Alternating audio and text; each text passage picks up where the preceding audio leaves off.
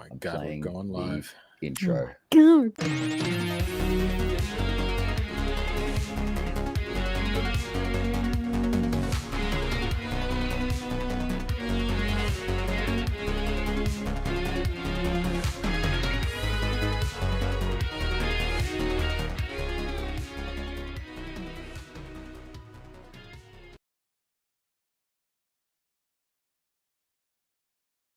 Oh, we're here. It was the outro. What? Amazing. Good That's morning, right. everyone. We have That's our right. special guest here. Kurt has joined us. Oh, like a mini Drew. Margenau, And we've yeah, and a already tiny did little Drew in there, Hello. and an Hello. overlaid pagan over. It's details. Do you know what it's details? Welcome, Kurt. Thanks Yes. for joining us. It's good to be here. I'm excited. He says that now. He says that now. That'll change quick. Where Where are you from, Kurt? Do a little intro and a bit about yourself and your title. Okay. Yeah. Where I'm from, I live in Los Angeles. I don't know what question that. I'm from No, Naughty like Dog. I'm. Yeah. I would describe Born myself and as raised. a game designer. Cool.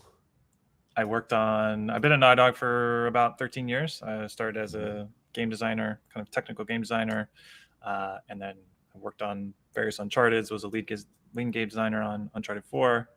Most recently was a game director on Last of Us Part 2, and before that, the Uncharted Lost Legacy expansion. Bunch of indie titles. Wow. Man. Yeah. So just starting out. Yeah. That's Just good. getting Those indie started, games yeah. that we never heard of. Yeah. So you've only got 2 of those. What do they give you? They give you like golden sullies or something, or what's the reward for working there for most of your natural life? We actually get every 5 years we get a new thing. So you get really? 5-year. I don't have the 5-year one on me. But Oh, amazing. Oh, they're different. It's not just like they just rinse, repeat the same thing and put a new there's a engraving 5-year at the one, bottom. and then there's the 10-year one. Which Oh, This is a cool. crash That's band. awesome. Oh, cool. Dude. So Very each cool. person There's who is an employee there every 5, 10, 15, 20, yeah, they there's get a 15, new like there's a plaque. 20, there's some 25s, I think, even. Wow. Oh, wow, that must be right Wow, has stretching it the been edge, around right? that long? No, I feel like if you're 30. basically 25, you're the founder. You're basically Yeah. Yeah. Yeah, Evan, I think got Yeah. his 25 this year. Don't know if there's 30s yet. Probably pretty close though. The company's been around since we celebrated as 1984. So 84. So you invented 35, Pac-Man. That's amazing. Yeah. It was Jam Software and the Jason Landy Magic, and then they changed the name. Right. But I don't know how what a company's identity is determined by, maybe like Right. the tax ID or something. But Yeah. we claim it at Tax ID. It's a 1984. little less sexy if you got tax ID or like plaques or something. Yeah. Well, the So we're going to be flagging questions as well in the chat. So anyone who Pagan will be the ninja eyes on that. So anyone who has a question for Kurt, feel free to or Todd. throw it in the chat. Ask Todd something. Yeah, you Don't can mind. ask Mini It's all Drew as well, or Pagan. Yeah. Any Yeah. personal Yeah. questions, Don't we're ask happy me with that too. Personal Ask me anything. questions. Maybe not for Kurt, but for us, we'll weather that storm. Sure. Yeah. Yeah, Oh, absolutely. Throw the questions in chat. And for everyone at home, yes, Drew has shaved his beard slightly and trimmed it up, so he looks He fantastic. looks way at the less moment. shaggy. I'm all for it. Me, on the other Yeah. hand, Yeah. definitely not that. Super like it. shag.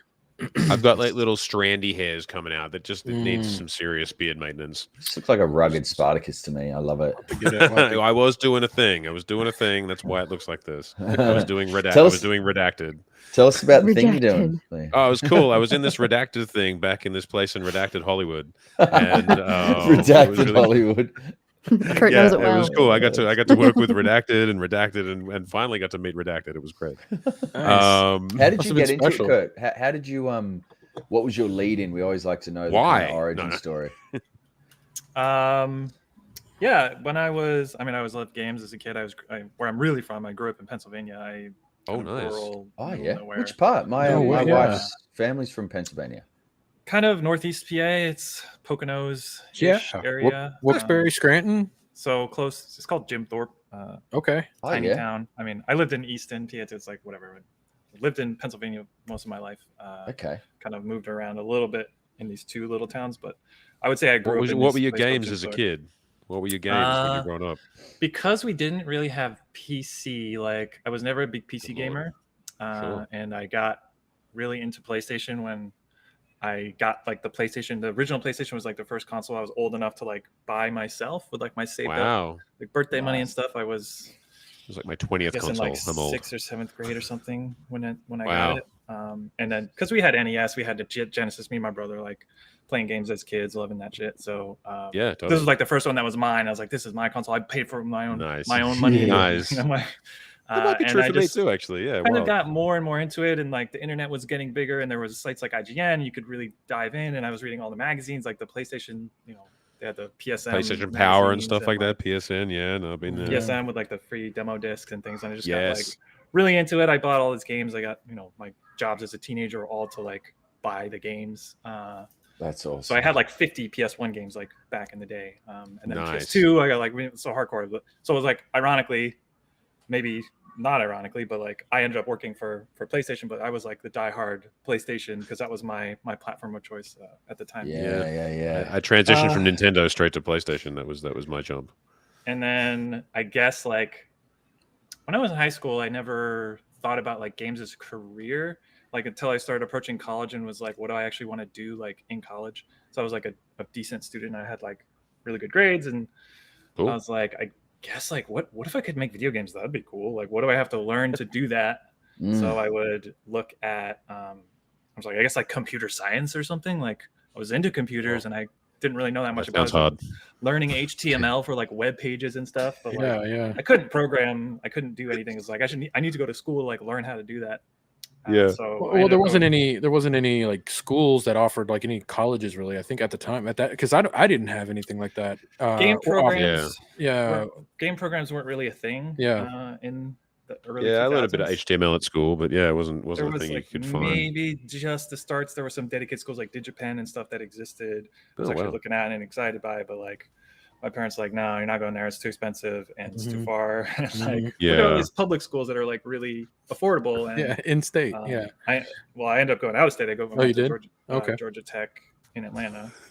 Nice, man. And I studied computer science there. And long story short, I learned how to program, and I was like, this is cool. I can now make my own games, and like spent college kind of building like little prototype things. And What systems did you learn? Was it like C++ or was it Visual Basic, or what you have to use? So this is actually kind of an interesting question of like when you try to teach someone how to program, like what do you teach people?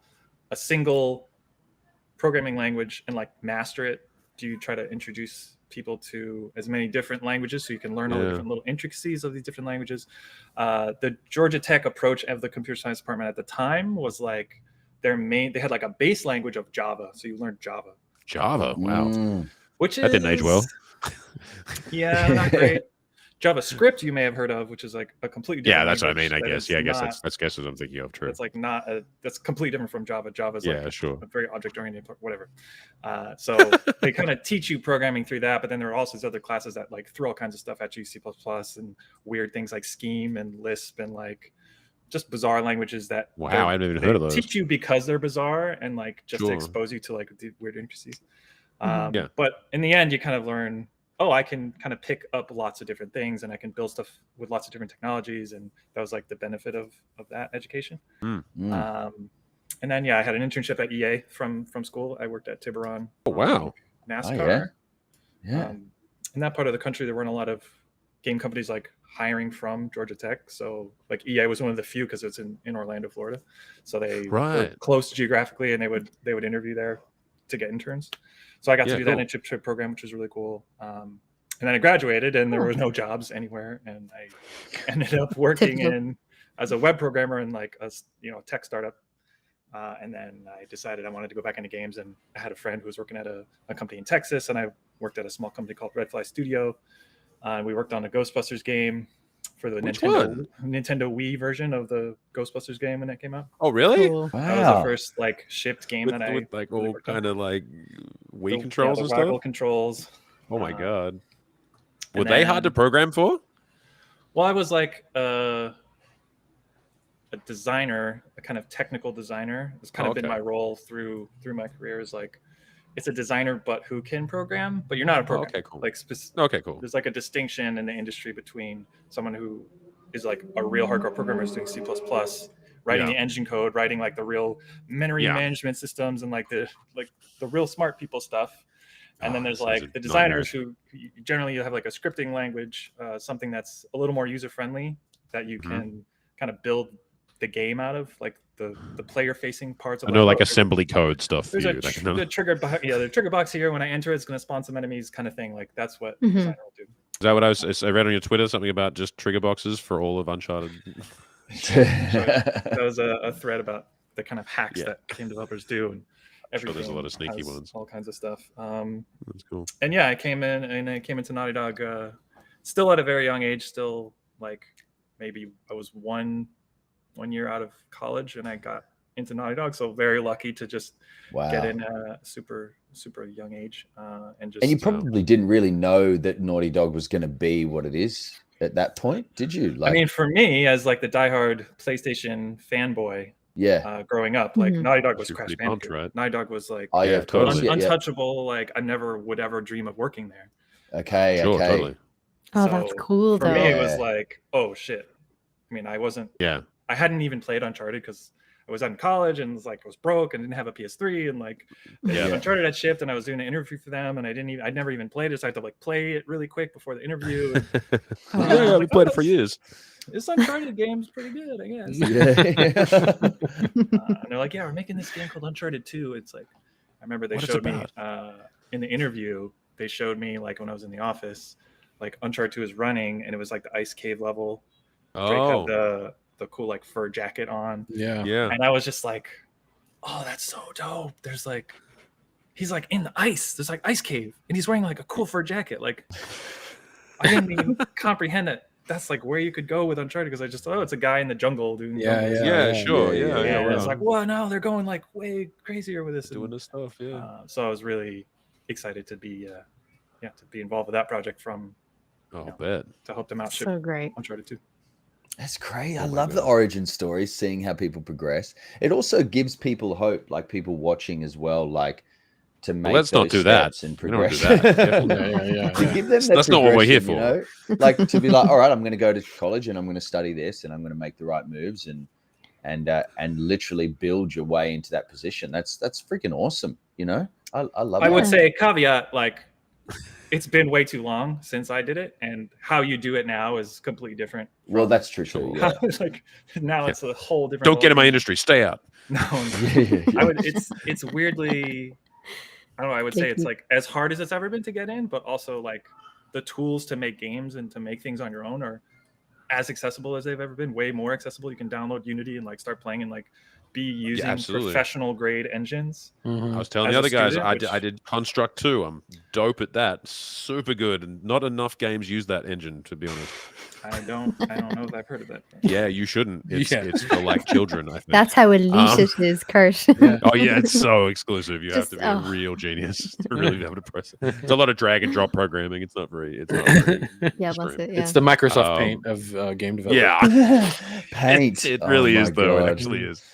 Uh, I remember when you didn't. Fair. When I was a kid, all I ever wanted to do was be a like a game tester. I thought that would be the sickest job in history, which turns out to be QA. And when I did my first game, they brought me into QA, and I was like, "This was my dream job." And they're like, "No, you don't. No, it's not the job you want." I was like, "Why not? It sounds awesome. You just play games every day." And they're like, "Yeah, except you have to find out what's wrong with the games and not do any of the fun stuff." I'm like, "Oh, I never thought of Oh that." yeah, true.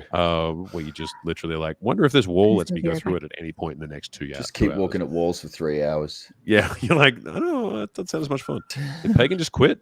Yeah, Pagan she's just done. leave? She was She's just like, done. that's it? She doesn't want like- any more of that? No, Yeah. Bomber 44. Liam's been kicked out of his game room, so he'll be back Yeah. down there soon. He's Yeah, just for relaxing on the context, couch. it's not just like a sexy kind of OnlyFans session. Burt Reynolds, you got the Burt Reynolds. Reynolds is do what it. I was going for. Thank Yeah. you, but you could go for OnlyFans. It's fine. No, and it's also very bad for my hip the way I'm sitting. Just so we're clear, none of this is pleasant right now. But it's a choice I made, and I don't feel comfortable repositioning myself because it would be disruptive. So You gotta I'm gonna own stay it. like this. You're just owning it. Yeah, that's just Yeah. what I'm doing. Stick to the So, set. it's not about me though. Let's keep going. That's all right. It's not about me. Um, All right, so where we're up to, Kurt, Yeah. is the chapter. Is it not 13? Is it the jungle? Should we flip over and then we can keep jungle in regaling Uncharted? us with stories and and feel free to So, Yeah, can you give a bit of background as well, just for because we know obviously, but for the audience, Kurt, where you primarily focused a lot of your work on for this particular series, just to give them a bit of background and stuff like that. So good one, for Uncharted 4, I was saying this before, it was funny because where you guys are in the game is almost the perfect chunk of everything I didn't work on. Like, Yeah, at all. Like, I've already played pretty much everything that I worked on in the game. Great. But I Great. worked on a lot of kind of systems and stuff. So yeah, like I was on Uncharted 4 kind of what we call a scripter, a technical designer. So that kind of means, you get assigned certain levels to kind of do the technical implementation of, and that's kind of hooking up. And when Jeremy was talking about it, he calls IGCs, the little animated sequences, like Drake's wrapping that winch around and like inspecting a thing or whatever. Anytime there's a triangle prompt, anytime anything happens that isn't the core mechanics of the player, has to be scripted by designers, a trigger box setup. There's quick time events, all that sort of stuff. Yeah, there's animations playing of anytime there's a buddy boost and all that stuff, and the AI buddy character like walking around the space, interacting with them, the fact that they're following you or leading you through a space. Oh, that's all you? So those are it's a dance between kind of the the systems. I use the word choreography a lot in terms of like what we do, because you're using like a core system in a lot of ways, but then you're kind of pushing it and massaging it and tuning it and tweaking it to get the player experience like what you want.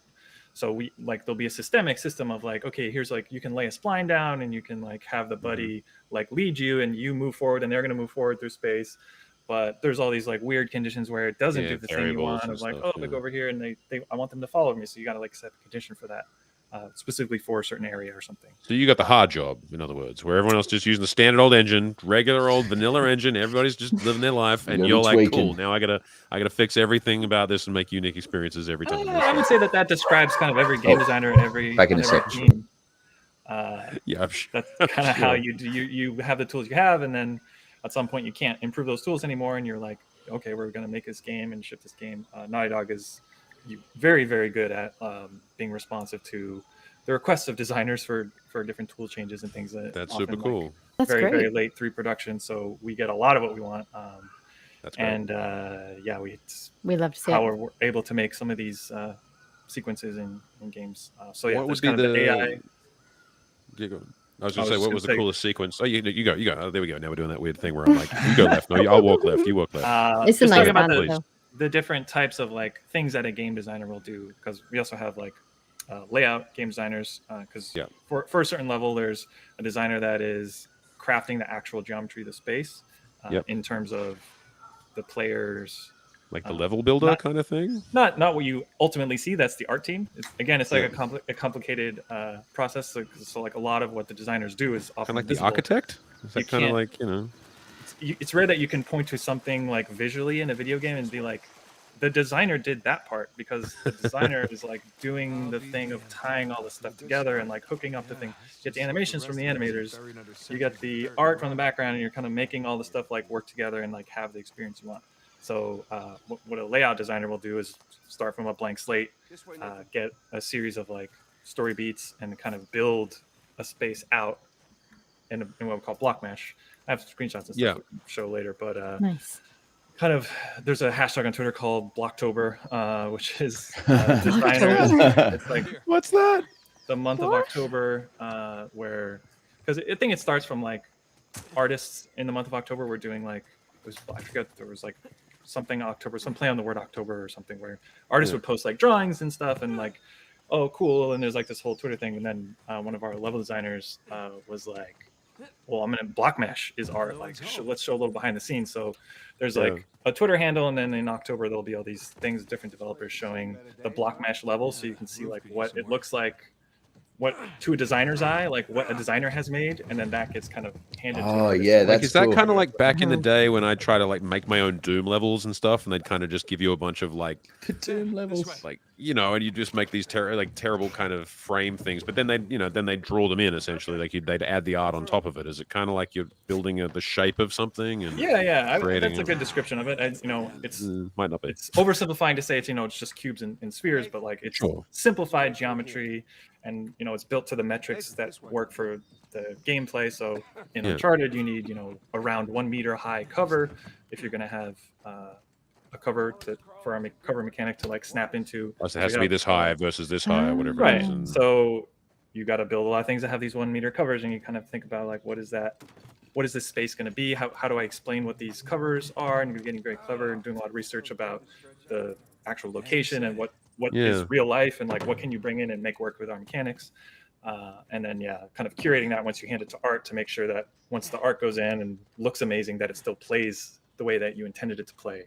Even though it's is it kind of like being an architect where you're like kind of going, hey, here's our house plans. Doesn't look like a house yet, but you put all the walls in and stuff, and you make it all pretty, and you put the paint on. It's going to look real nice, but the house has to work as a house first. So That's a good analogy. I'm not an architect, but no, I'm not. I'm not accusing you of that. No, but is it is it game sort of architect? Like but is it like kind of you've got like this kind of the basic framework approach where, because you obviously don't want to like render the whole level every 10 seconds while you're trying to like work out the path that the player should travel and where each thing should go. Is a lot I don't know how to break like, this to you, but the game gets rendered 60 times in a second. So not what? every 10 minutes. That's too many. Wait a minute. I don't know. It's ruining the game magic. What? I just Oh my God. I may be I know playing what you it mean. Yeah. It's a hugely iterative process. The simplified geometry makes it easy for a designer to make a change really quickly and build it relatively quickly without having to deal with like building art assets, which is very time consuming sometimes, especially in our engine where we have big lighting and the lighting can take a long time to generate. Yeah. I'm assuming that I should probably not be trying to play Uncharted 4 on a PS1 based on my like 10 minutes a frame idea. Has made it harder, to be honest. Would you notice a big has made it hard difference to if play. you played this on PS4, sorry? What's that? Would you notice a big difference if you played this on PS4? In terms of what we like in would there be a graphic kind of? Would it be a little bit like? So for this kind of PS5 native version, we bumped up lots of different stuff. The biggest thing is the resolution and the frame rate. So I think on PS3 Pro or PS4 Pro runs 1440 30, and on base PS4 it's 1080 30. I forget. On PS5, on PS5 it's running essentially an upscale 1440 60. Then we also added a native 4K mode. And then a 120 hertz mode, so a 1080p 120 hertz. So if you have a 120 hertz, then that's And a lot of stuff breaks when you try to do all that and change the resolutions and like upscale. And we're using all the high res textures and all the So the game is just the best looking version of itself on PS5. Yeah. You don't have the constraints of memory or the performance, so we just kind of let it unleash all the because I feel like the graphics on PS4 were just absolutely beautiful. Like it looks incredible on PS4, but this is like you say, it's just really seeing it at its peak, and it makes everybody so happy because you're like, oh, I didn't think it could get better, but it can. Like it's so great. PS4, like, are you getting all those like specular kind of like shadows and stuff on a PS4, and like because like even in that shot just then, it seemed like his face, the light, like the lighting sort of speckled or whatever you call it, and it's like. So it looks like the trees are moving through. I don't know. It's hard to know. I would say probably yes, that is on PS4. The PS4 version of the game is very, very, very good looking. It's still amazing. There were tweaks though done to like draw distances and shadow resolutions. So there may be certain like shadow dithering and stuff that you'd see on PS4 that on PS5 would be more crisp or have more transparency or something like that. But can you guys hear this? Okay, by the way, is this fairly is this coming through good? Not too overbearing as far as the game sounds? Seems fine. No, it seems great to me. I've been ignoring it more than I should have. Nolan gets enough publicity, frankly. His fine voice work and acting is frankly, it speaks for itself. Yeah, I think the levels are good. This is a pretty great moment in the game because it's the thing that you've all been chasing for forever, and it's this mystery of Libertalia and like a pirate haven where they all came together secretly. to live in a community together. So this piece of the game is definitely one of my favorite like reveals. Yeah, it's just beautiful. an Look at incredible that section. vista is so beautiful. What's the coolest? What's the thing you're most proud of in terms of like? It's probably a hard question. Not most proud of, but what was the most exciting thing to build in any of the Uncharted games that you've kind of easiest question. Oh, really? Wow. Oh, great. It's the chase from this game. Of course. The Madagascar chase. Oh, right. The Madagascar chase. Yeah. What made it so interesting to you? Like, what were you? Because it was so hard to pull off, or? Yeah, kind of. I mean, yeah. Obviously, it was hard to pull off, but we. Sorry, let me just turn this volume down on that. Yeah, do it. Just putting a car in Uncharted was a thing that I was really excited about just from the beginning of Uncharted, pretty much from when Uncharted 3 shipped in 2011. Yeah. Immediately started building prototypes of like what cool shit could be in Uncharted 4. Yeah, of course. And that's when I started like messing around with a Jeep, a car. Like, can we? Like, we don't have. Are you a car guy? Are you like a super big car? Because you behind you, we talked about this. You've got an incredible wheel. Yes. You are the man for the job, Kurt. Worth the entire can you quickly, sorry, just before Uncharted. we delve into that, can you please tell everyone, because it's going to be impressive, the custom you've done with that wheel behind you and what was involved?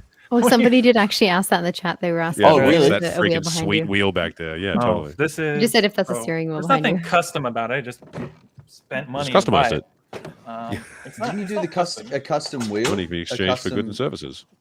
It's a Fanatec rig. It's on a kind of very simple mount because I have not a lot of space in here. I used to have more space, but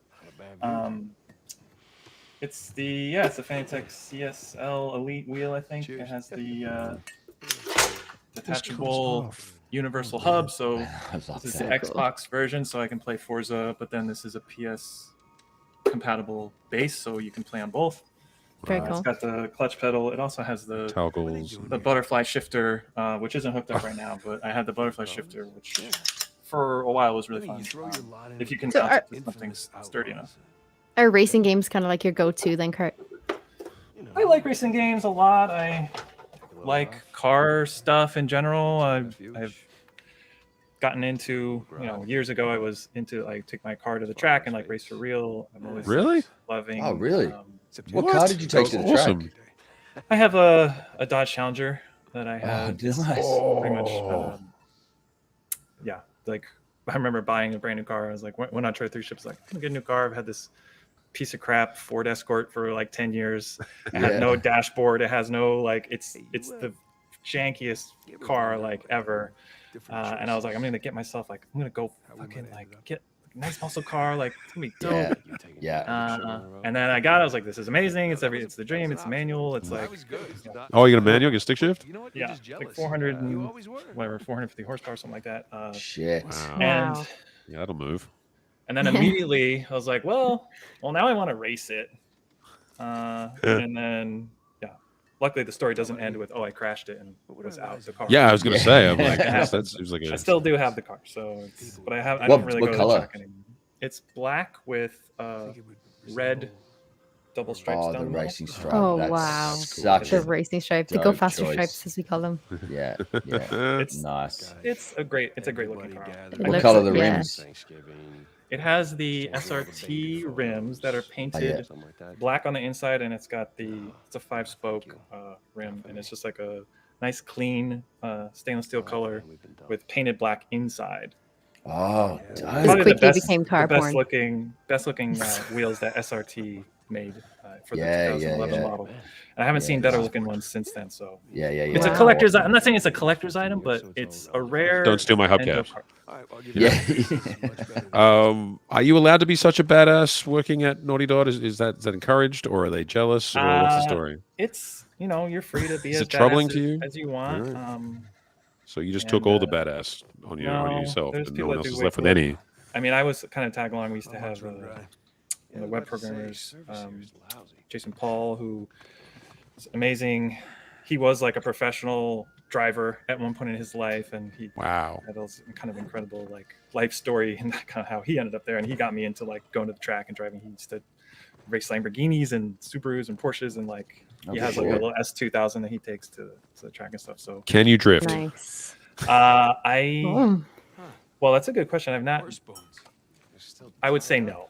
Drifting is probably the hardest form of driving. Although I did do. I'm sure. This is like no one even cares anymore. We're just talking about car bullshit. I'm gonna wrap it up. I'm learning. I'm like it. next. I'm like, do you like also like space games? But we can do that some other time. If you live in LA, there's like an experience you can do. It's called the Porsche driving experience. It's like the Porsche. I've heard of this. Oh yes, I've heard of it too. Pretty pricey, but if you compare it to like doing a track day, where you pay $250 and then you have to pay for your own tires and brake maintenance and everything, and you're risking destroying your car. This challenge, which at the time was like $500 when I did it, I think it's like $600 now. You essentially pick any of their 911s in the lineup, and you can. They have like a sort of track day. It's not a track day where you're going full on, but they have like all these little different courses. You get about 90 minutes in the car, which is actually quite a lot of wheel time.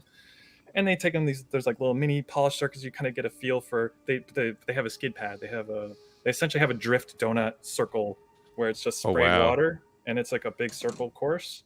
And you're just supposed to like just fucking drift it. Which I did do, and was really amazing and fun. And it was like easier than I thought it was going to be for me. Maybe it's the video games. Maybe it's just I don't know. Maybe I'm just amazing at driver. I did have the all-wheel drive, the 4S version. I don't know if that makes drifting easier or harder, but anyway. I look forward to. It was an amazing. It was a great experience. Cool. I recommend it. Very cool. I love it. I got to say I drove the 911 on the limit. That's very cool. I look forward to Uncharted Tokyo Drift being the next game you guys release. I mean, I guess that passion to tie back to Uncharted is like, I've always kind of wondered what it would be like to have a car in Uncharted. Like, what does that mean? Totally, I get that. A lot of adventure games don't necessarily have that. I was like, the first thing I thought to do was like, let's just put a car in and see what happens. But just putting a car in is not a thing that you can do. There's not like, especially if you're little car asset you can just import straight in. I mean, some off the shelf engines have stuff like that where you can kind of drop a car. We do license Havoc, so there was like a Havoc. Oh yeah, Havoc. Yeah, sure. There was like a Havoc car thing that kind of toyed with, but it was really just me with our very basic physics engine. Like it took like a brick, just a big rectangle. Made it physicalized, so and then in script we have that slide around everywhere. We essentially can poke it with forces. You give it a force amount in a vector direction and like a point that you want it to go on the and amount of friction and stuff, so it slows down or whatever. And you just kind of and it was just kind of poking it around, and then made it into the shape of a car, and then eventually we'll make a big rectangle, but then have like 4 smaller rectangles, and then do those forces but on each little tire to just better replicate like tires. Very simple tire kind of slipping model, which of like, okay, if there's force here and the tire's turned at this angle, then the force this way is just going to give this much this way, this much this way, and then like you have a car essentially. And do you pitch? I mean, forgive my ignorance on this, but did you pitch the idea? Yeah, this is the question I have. Like, do you have to be like, hey, I got this little box that moves around. Let's make our game around it. I mean, cool. I would say at Naughty Dog, you're very encouraged to just kind of build stuff. Wow. Yeah. And there is, especially in the early stages. Like I'm talking about, in the first couple months after Uncharted 3 shipped, people were still working on The Last of Us. I was like kind of free to just like whatever. What's cool? I don't have a ton of programmer support. Let's like mess around with some stuff. Like make a car, and it's the kind of thing where if you can get it far enough with the scrape together tools you have, you can present it to like a game director of the project and be like, hey, I have this idea for a car, like here's it working. And sometimes all it takes is just like seeing Nathan Drake sitting in a Jeep and like driving around an island, and it's like nothing's happening. It's brokenness, like physics, like you hit anything, the car flips over, or there's no collision detection with it, or something straight through walls. Totally. But like you present it, and then people can see, oh shit, like now your brain's jumping ahead, and you're like, oh yeah, like what would Uncharted with a car look like? That would actually be really cool.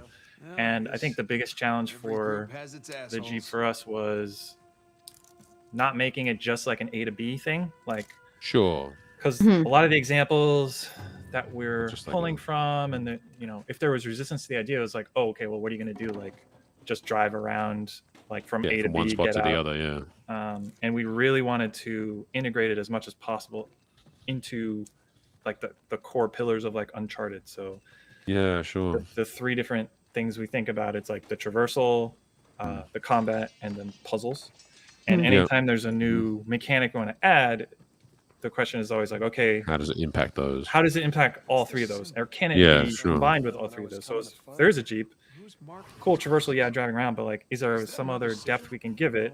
Which ultimately became, the slipping on mud and the kind of the 4-wheel drive off-roading kind of thing. There's spin tires that was out at the time that was just like purely a simulation of 4-wheel off-road driving with like mud slipping and like tying around trees and stuff, and that was like a really cool inspiration to see like what's technically possible to do in a game. Like, and obviously we know we're not going to do that's like a die-hard simulation where you can lock the differentials and like do all that stuff, and we have to like okay, well there's something about that kind of gameplay of like getting your car through rugged terrain. It's kind of what Drake does, right? He's presented with an environmental impossible challenges to solve, where it's like he's got to climb up this thing and jump over here and do all this stuff, and the player has to figure out that path. That okay, if you're driving a car, like just taking that concept and extrapolating it to a car, and okay, now there's like this muddy, hilly terrain that you have to like find the path to navigate using this like slipping mechanics and the the dry rocks to get more traction. Totally. Being able to pull the winch out and like attach it and wrap it around and catch stuff to like get yourself out or pull doors open and stuff like that. Exactly. Who came up with the winch idea? That winch is crazy.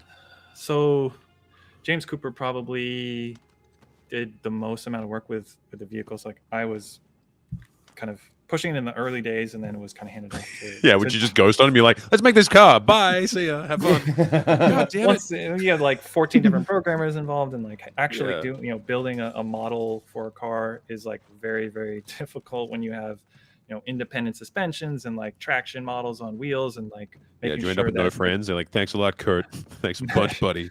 Well, they part of being a designer is not making friends with some people and programmers. Is like you ask for cancel that weekend a lot of crazy stuff, but it's it part of the designer's job is to kind of get people on board with those things and get people excited about those things, and like let's build this fucking Jeep that like no one's ever seen in a game. This kind of it's wild.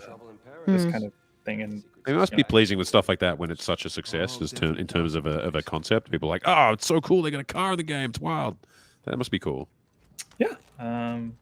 I'm glad it worked out. Where there was definitely touch and go. So I was doing this whole thing talking about the car, because the chase sequence was kind of we always knew that the chase was going to be the peak use of that car. Like the level beforehand was training you for how to use the car. So you're going to drive around, and that whole level is very meticulously designed to introduce you different aspects of driving the car, and then by the time you've done that, you've mastered it, then when you do some other shit and you're climbing the tower and that whole thing collapses, whatever, and then you come out on the market, now you're thrown back in, now you're under fire, now you're go now you're being chased, and now you have to put those skills to the test of oh shit, I have to survive this scenario now.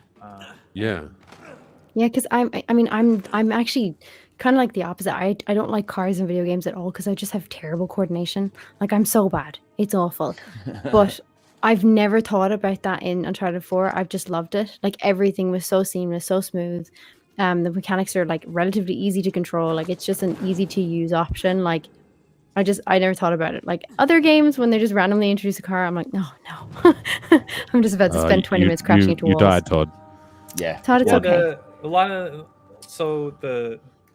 The way that a designer, like I described before, how for something like the AI buddy, and you're crafting that system to make it work in the space you're in and make sure that you're having the experience you want. Same thing with the car. So in every space, there's like places where you can, if for this tight little narrow corridor, if the car was just like the same car everywhere, you could go too fast and it's like crazy and it's like unplayable. So the most common thing we would do is limit the top speed of the car, kind of invisibly to the player, to just make it like, what's the speed that feels appropriate in this space?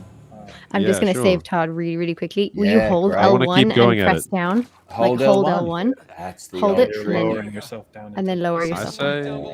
I say let him find that out. I'll let him How much lower If I didn't say anything, he would have died about 10 times. He's going to die again now. For that. No, watch this. Look at this. Nope. It's a long rope. rope. Go this way. And then I do a little bit of swing. There it is. Oh, and then we're in combat. My favorite. You got it. You got I'm this. dead. Oh, Dead, that's a dead, shame. dead, dead, Well, dead. you know, Piss hey, off. no matter how good a designer you are, you can't always get people with the mechanics Yeah. straight out. Well, at least it starts you here, so that's nice. Here we go. Swing. Remember, yeah, you reach out when you can jump on something. You reach out, Watch and it this. says, "Hey, it's okay." Yeah. Yay, The good. forearms are Look at that. strong. Oh, well, it's time to pop some fools. Is there a nice stealth mode? God, I can't stealth in games. I cannot. It's not part of my. stealth is It's for not my noobs. makeup. You are a lethal killing machine. Was there anything memorable in any of the Uncharted's that were like, what if Nathan Drake has like a unicycle or something, or he's like got a bottle collection that he gets back to all the time, and you're like, and like people, Neil's like, I'm not sure we're putting that in. I think a good idea, good offer. I mean, That's a good question, actually. so the stuff. So Jeremy mentioned there was like a lot of playing around with the climbing system. And, Yeah, the piton and stuff like that. And having like Oh, yeah. different climbing sized handholds that meant different things for like whether you could land on them from a dino jump, and some of these things were like, yeah, as a designer, especially in a sequel, when you have these established mechanics, your desire is to want to expand those and kind of make the game deeper, add some level of strategy or depth to a part of the game that didn't have it before, and that was the goal with that climbing system. And similar to, I feel like that desire happens with everything, and then especially with something like Uncharted, it kind of, we see what works and what doesn't work, and then we kind of, funnel it into like the version that works best with the greater whole. So in Uncharted, it's like combat is the big one. So in a handhold, if you have a climbing system that is very intricate or requires a lot of like engagement from the player, that can be cool. That can add a lot of tension in like the climbing sections of the game.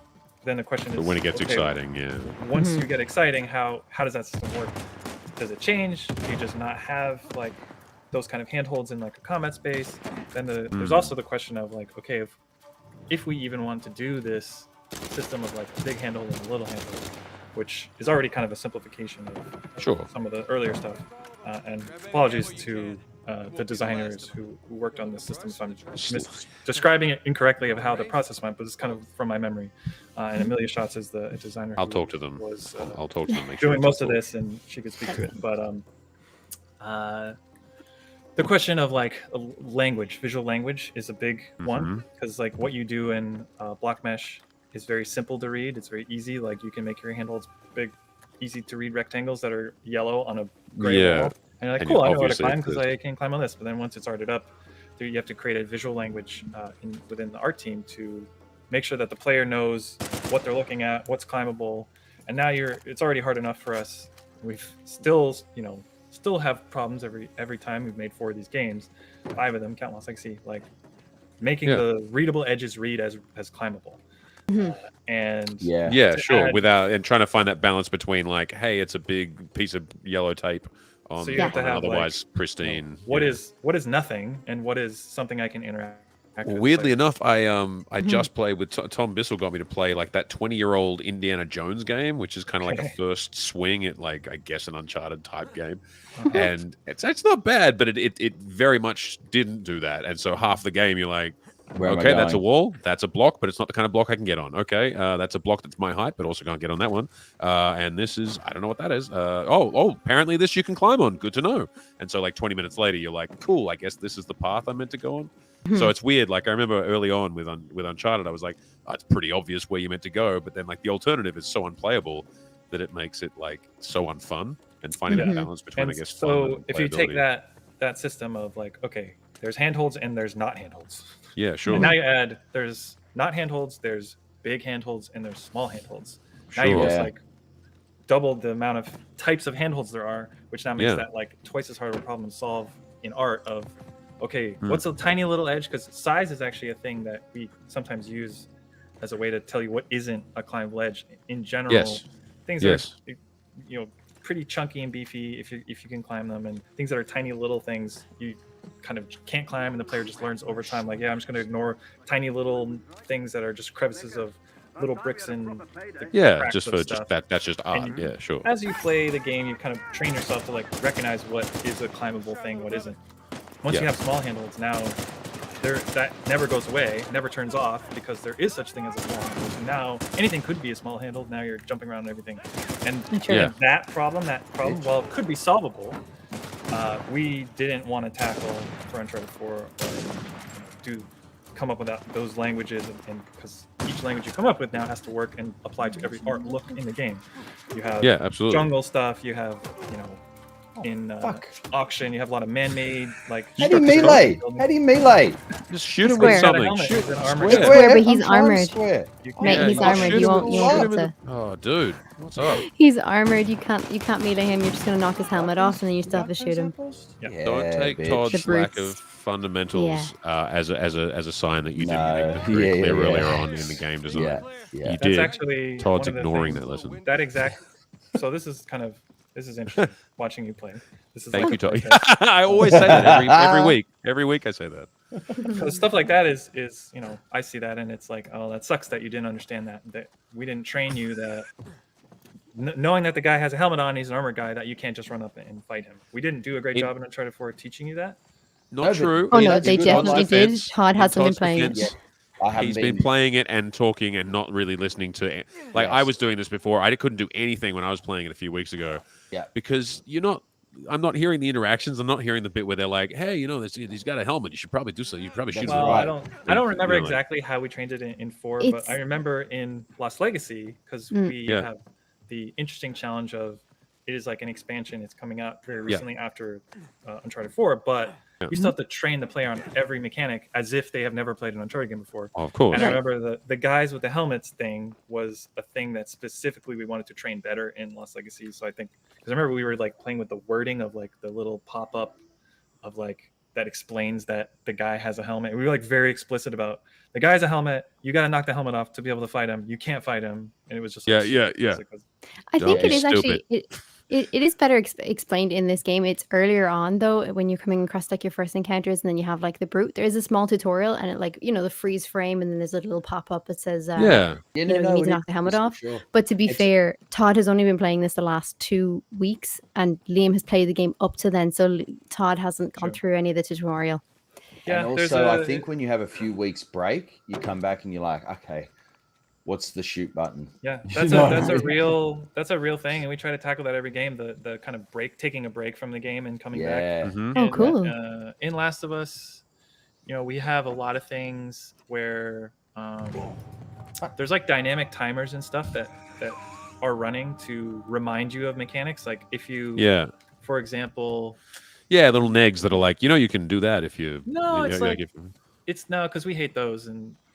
You but can like, make that I'm trying to think of a specific example. So in Last of Us 2, I think like if you run up to someone, there's like the grab prompt. Yeah, you can sure. Grab them, and then like there's like the post. You're in a state where you can like do a couple things. You can stealth, you can shoot them, you can do like a bunch of things. And I forget there's. No, the better example is dodge. So dodge in Last of Us 2. Some people, we teach you dodge. We have a whole elaborate thing. We freeze frame. We do this whole. We design an encounter that's like going to make you dodge. But some people, if they play and they put the game down or something, and they just kind of forget that the dodge exists. Yeah. And they're just like punching everybody.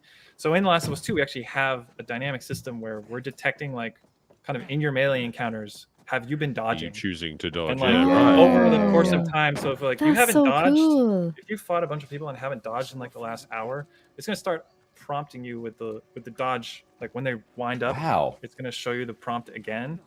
Yeah, just to remind you, because like, this person has shit, forgotten. That's cool. I didn't know that. And then as soon as you do it again and start doing it, it goes away.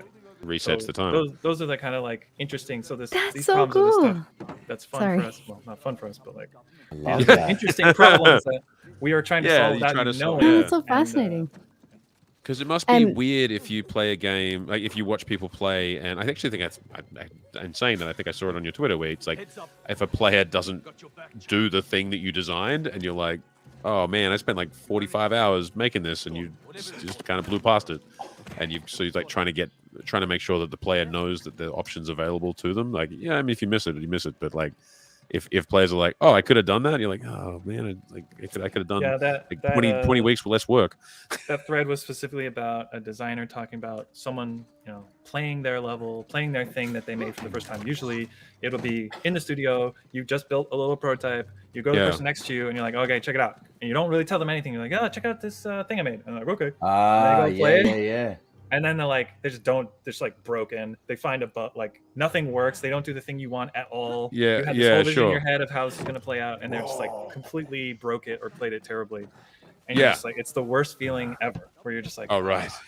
But also a good test for someone who comes in, without knowing any context. You know what I mean, and having to actually. We call it the curse of knowledge. Like once you know how to do something, you can't ever erase that memory. So it's so valuable to us to test things on people that have never seen things before. So totally. On the grand big picture of like the whole game, we get people, we hire people from outside the studio, and they come as playtesters and they play the game, all the way through clean, and record video and have all these stats and everything. We kind of do that every 2 weeks, and by the end we're doing that every week for the whole game. Brand new people have never seen it before playing. But before we get to that stage of development, it's like we're just we'll send emails like, hey, who hasn't played this level? Like the whole company, like who hasn't played this level? Right. Volunteers, come to my desk, like come play it. Dream job. And then you just watch it. Right. I'd be lying to you. I'd be like, no, I haven't. And you're like, taking you've played this level like 5 times. Like, no, you're in my office I swear it's somebody else. Yeah. Some other Irish person here. Don't worry about it. Some other Irish person. Yeah, don't worry about it. There have been a couple of questions in chat, Kurt, if you wouldn't mind. The first question was actually related to Lost Legacy, and it was from Steffi, and she asked, how did you decide that Lost Legacy was going to go from a DLC to a fully fledged game? I don't know if you can speak on that. So that was like, that whole process was, we had already promised a DLC before Uncharted 4 shipped. We had done like a digital deluxe or some package thing where it's like, because we had done Last of Us 1 with the DLC Left Behind DLC. Yeah. That experience. Great of like, okay, DLC. there's a DLC that ships like kind of a year later. Or less, or a couple months with that game. And when we were shipping Uncharted 4, or like kind of getting to the part of production where it's like, we need to figure out the marketing SKUs and all that stuff, it was floated like, oh, we could do something similar to Left Behind. Like we could do an Uncharted thing of just like, oh, it's like a smaller little story section that like adds to it, and we can sell that and like whatever. So then once we ship the game, we're like, okay, we have to do that. We have to make good on that promise now. It's already literally been sold to people that paid money for it. So okay, we gotta come up. What does this look like? And through the course of like the ideation process, and knowing where the story of Uncharted 4 ends, like we didn't want to do Nathan Drake as the character. We wanted to do someone else. We played with Sully, and we played with Nadine, like a Nadine story where you played as Nadine. Which was interesting. We ultimately, it was Chloe, because she's like a fan favorite. She's a studio favorite. She was pretty sparsely in the last couple games. She wasn't in Uncharted 4 at all. So we're like, okay, let's bring her back in full force, give her her own thing. And let's team her up with Nadine, because that would be just an awesome energy. So we started putting this thing together, and then we like, they have these, the storyboards. We kind of put not storyboards, but a board with story cards of just like written beats of like, kind of what could this shape of the story look like, and just the ambition, the like, maybe it's our fault, just like we wanted to tell a story that was like a beginning, middle, end, because we had this new character. We, in Last of Us, you can lean on that whole story takes place kind of inside the broader Last of Us story. It's like a little section of like, here's what we skipped over in the original game, and like here's where we're filling in that gap, and then giving you some more history about Ellie and her friend. So we didn't really have that for Uncharted, so we kind of had to start fresh with its own story, and then because of that, it's like, okay, well, we need to set this up properly, to tell it, beginning, middle, end properly, have an arc for these characters. So just by the nature of that, it kind of grew. And then, we pitched it to our bosses, Evan and Christoph at the time, and to Sony, and we're like, hey, this is actually going to be a bigger thing than we originally said. It's going to be a whole game, kind of like so can we do that? Is that cool? And they're like, yeah, sure. So, Nice. What more- ended up there's happening more. with the pre-sale people that were like, did they get a free game or did they get a discount? yeah, Or if you had just were bought like, it, if you had bought it before, you got the whole game. That's Wow. amazing. Oh man. That's pretty cool. And what a game. That game is just That's incredible. pretty wild. Yeah. It's a lot of people's favorites in chat as well. Oh, so dead set, thank you so really? much on that. Yeah. A lot of people Oh, here are saying wow. that the Lost Legacy is one of their favorites. Which is Wow. great. Totally understand that. I absolutely love it. What a I game. saw in the chat someone commenting, it's probably a designer at Naughty Dog actually, commenting about my stack of books here, looking precarious. I was talking about Jose. Yeah. Kinda Oh, like- It is. God, that is I thought the precarious. same Like, thing. it's like it has these plates in it, so there's things holding these books up. They're not just a stack of books on top of each other. This is very Oh, serious. okay. If you say so. Not If you gonna- say so. So sir. when you take a book out though, it's kind of like a challenge in Yeah, itself. like- You have to just make sure that Little Jenga situation. yeah, a little Jenga situation. It's What? there's a gap. 'cause All there's, right, like, you took it pictures off the there. top of that section. I didn't know. Okay. I got lucky. But you've read If you all take a those, cube right? off the top of a Jenga pile, it's not going to I fall don't believe over, you have know read all of them. I don't believe it. I don't think you've read them all. haven't you? what I mean? Oh, there we go. Yeah, Oh, yeah, okay. That's all right. That's manageable. That's All right, I believe it. that's fair. That's That fair. checks Thank out. you. Yeah, a lot of Jesus. people have been commenting. People worried on that, about but your safety. Good to know that you're all safe. Okay, Um, this is Right. high. So that you got this. Sure is, buddy. So there wasn't And it like must be a the- nobody made like a hamburger crafting idea, and they're like, look, this is what I did between 3 and 4. I have this like So cool hamburger crafting mechanic. It's gonna be awesome. And they're like, So there was- "Nah." I don't know if we ever thought about crafting. We were coming off Last of Us, so maybe that's a some good of point. Last of Us-y type things. Yeah, you know, I'm But trying to I think. know- I'm like, Yeah, get I it don't know if right it now. ever got very far in Uncharted, if there ever was, but I don't remember seeing a prototype. I remember there was some really, really early stuff, like ideas with like He's a ninja. that He's weren't going to ninja tonally school. tonally accurate. So like Sure. Uncharted is a fun pulp adventure. You know, there were Yeah. ideas of like, you know, being able to grab a guy from behind because we wanted to push stealth more in the Yeah. fourth game, and like, you know, almost like Last Threaten of his Us, like family. where you can grab a guy, but then mechanicalizing that. Oh right. Good word, Sure. but- That sounds. Yeah, that sounds right, where yeah. you could interrogate them. It was complete coincidence, but like we had this idea of like, oh, you grab a guy and it's like a dialogue thing. You can like ask him questions and like maybe not Oh, kill him cool. or whatever. But then like Oh, Metal Gear wow. 5 did that exact thing. That's true. Yeah. And Right. They're like, oh damn, they like did it. We just had the Yeah. same idea, like we hadn't seen it. Wait, who did That it? must be so strange. I was talking to the guys Metal Gear about that. 5 has a mechanic Ah. where you can like grab a guy and interrogate him, and they'll tell you stuff about Snake. where there's a sniper or whatever. Yeah. Yeah. Okay, And okay. then you kill him anyway. But we had that same exact idea, but it was just like, yeah, tonally, it's like it's pretty dark, and just didn't work. Yeah. It's pretty We had rough. stuff Yeah. with like walkie-talkies. There was like a thing with Oh, yeah. walkie-talkies where you could Oh. like squelch a thing. It was like an item, and Oh, you could like tune you into could, like, the, listen to the in bad guys. as Oh, like a that's way fun. of seeing, Oh, that's Uh, dope. Yeah, like a almost like a listen mode for Yes. Uncharted. Yeah. We ended up going Yeah, with like, sure. kind of marking, more like Yeah, Far that's Cry that's style. clean. That's Yeah, nice. the Usually marking doesn't is require a pretty whole- good. I don't know if you got that in the last tutorial stuff as well, Todd. So when you're aiming, you can press in Oh, on yeah. the stick. Press in on the stick to actually mark Oh, I enemies. see. So yeah, Yeah, yeah, Uncharted track invented it. them in a big Todd just area. ripped It's it really off. helpful if you do stealth, but we know that's not your style. Oh, we No, I stole it got- for I'm sure, guns straight up blazing. from Far Cry 3.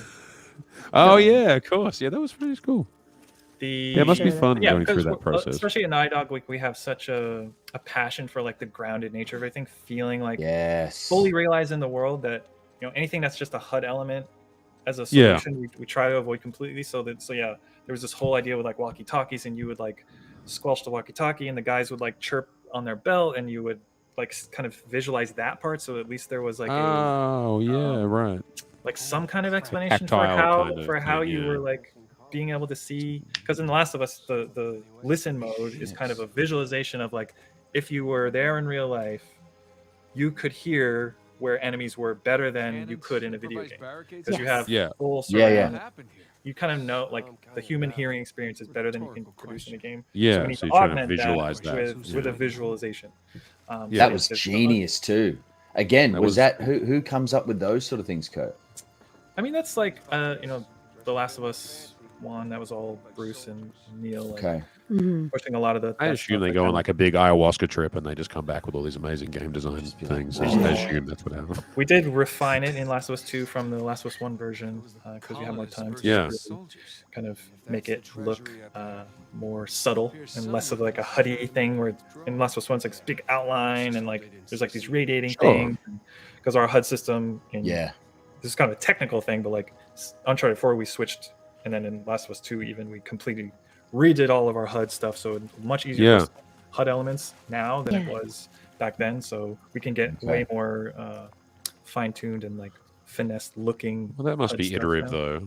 Iterative, you know, like you would. So I guess in like Last of Us 1, you want to make sure people get it and it works, and then like you're like, oh, it works, and it maybe works even too well, so you can kind of subtle up, make it more subtle. Yeah, there's you know, the diehard Last of Us fans like to this day will say like they don't play with listen mode. There's like we have an option to like turn it off, and in grounded mode you don't have it. So it's just a dead I don't think I even looked at that mode. Well, what difficulty am I playing on this one? Super hard, Todd. Real mega hard. Because I feel like it's too easy. It is a little easy. Like, you I can just change get it in the shot game 19 options. times, and I want a little bit of, you know what I mean? You can change it in the options. I think I might have missed that in the first. Have you played the first one where he actually gets in a nuclear accident and he becomes superpowered? Did you miss that in the first part of the game? You're on Explorer, which is very easy. Explorer is like story mode. There's just no bad guys. No, there's like minor challenge, but it's mostly for people who want to experience the story. No. I want some somebody actually had a question on difficulty level. I don't know if you can answer that either. They had asked the Great Picdini or Amanda asked question: how do you determine the difference between difficulty levels? Is that something that you might be involved in? Get Todd and Liam to play on this. Like... difficulty level is a whole art, a whole science. It's ultimately just a bunch of numbers that you tune to make things harder or easier in the game. In like Uncharted 4, where there's one selection of difficulty that you're going to include, like enemy, like the way the AI perception system works is like there's there's like distances and vision cone angles, and like if you're in this part of the vision cone, you get acquired at this rate, and if you're in this part of the vision cone, you get acquired at this rate. So when you change the difficulty harder, like those rates get faster, so you get spotted more easily, and that's just like one little tiny aspect. Make less mistakes. Yeah. So if I restart this current encounter, how far back will I go? Not very far at all. You're just going to come into this section. I'm going to moderate, man. This is going to get crazy. So then there's things like obvious things like the damage that you take going up and down, the damage you do to enemies, certain guns, like multipliers on those things, stuff that we haven't done in Uncharted, but other games have done, like is puzzle difficulty, which we don't really do. We have like an elaborate hint system that triggers that kind of is our way of accounting for that, which is you get stuck on a puzzle. There's a timer-based system. I think those timers get longer and shorter for the hints based on difficulty, so the hints come sooner. But it'll pop up and it'll be like, oh, we hint, we'll have like multiple stage hints of like just giving you just a little bit of information, and then you go, if you're still stuck, then we give you a little more information, then eventually we're just like, go do this thing and put a marker in the world. That's kind of a fail-safe. We try not to do that. We know people hate that. We hate when we watch people play and the little hint thing comes up and they're like, no, I'm not. I don't want that. Which is why we always make an opt-in, and always an opt-in system with you always have to press a button to engage it, because if we just automatically do that, people can be like, you denied me this. People just exploring, Which when it comes in the form of an AI buddy saying a line, sometimes that a designer will like make that automated, and we'll kind of finesse that. And then in Last of Us 2, we kind of had a system. We changed the hint system so that we made it a little more diegetic, so that when you press the hint system, we tried to make it in as many cases as possible where it was Ellie like asking the partner a question, and then the partner would like give them the hint in the world instead of just like text on the screen. Cool. It would pop a hint and you'd say click, and then Ellie would be like, oh, where do we go? And then Dina would maybe you should try try over there, and then very cool. points to the camera. Have you looked at this? Yeah, totally. Search for clues. That's an art in itself, I suppose, trying to find the right lay, and having a puzzle that supports that as well, where you can go, it's not just like the only answer is you got to move it to the left, but you got to be like, have you tried adjusting the, like you can actually. It's a fine art of like what you say, how you gently nudge someone in the direction. A lot of that is playtesting. Like you have someone in and they're stuck, and then you don't have any hint system hooked up, we'll be there because we watch.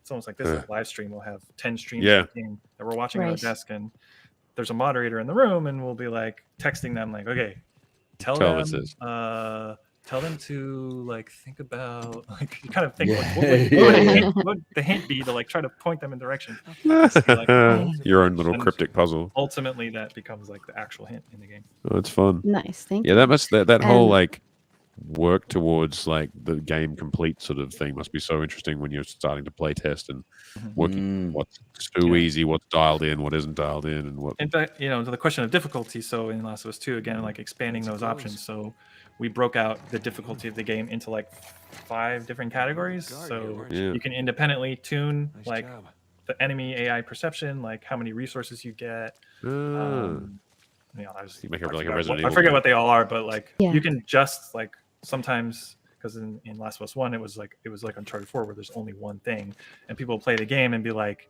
oh, I love the game, I'm having great fun with this combat, but like I'm just a little ammo starved and I wish I had more ammo.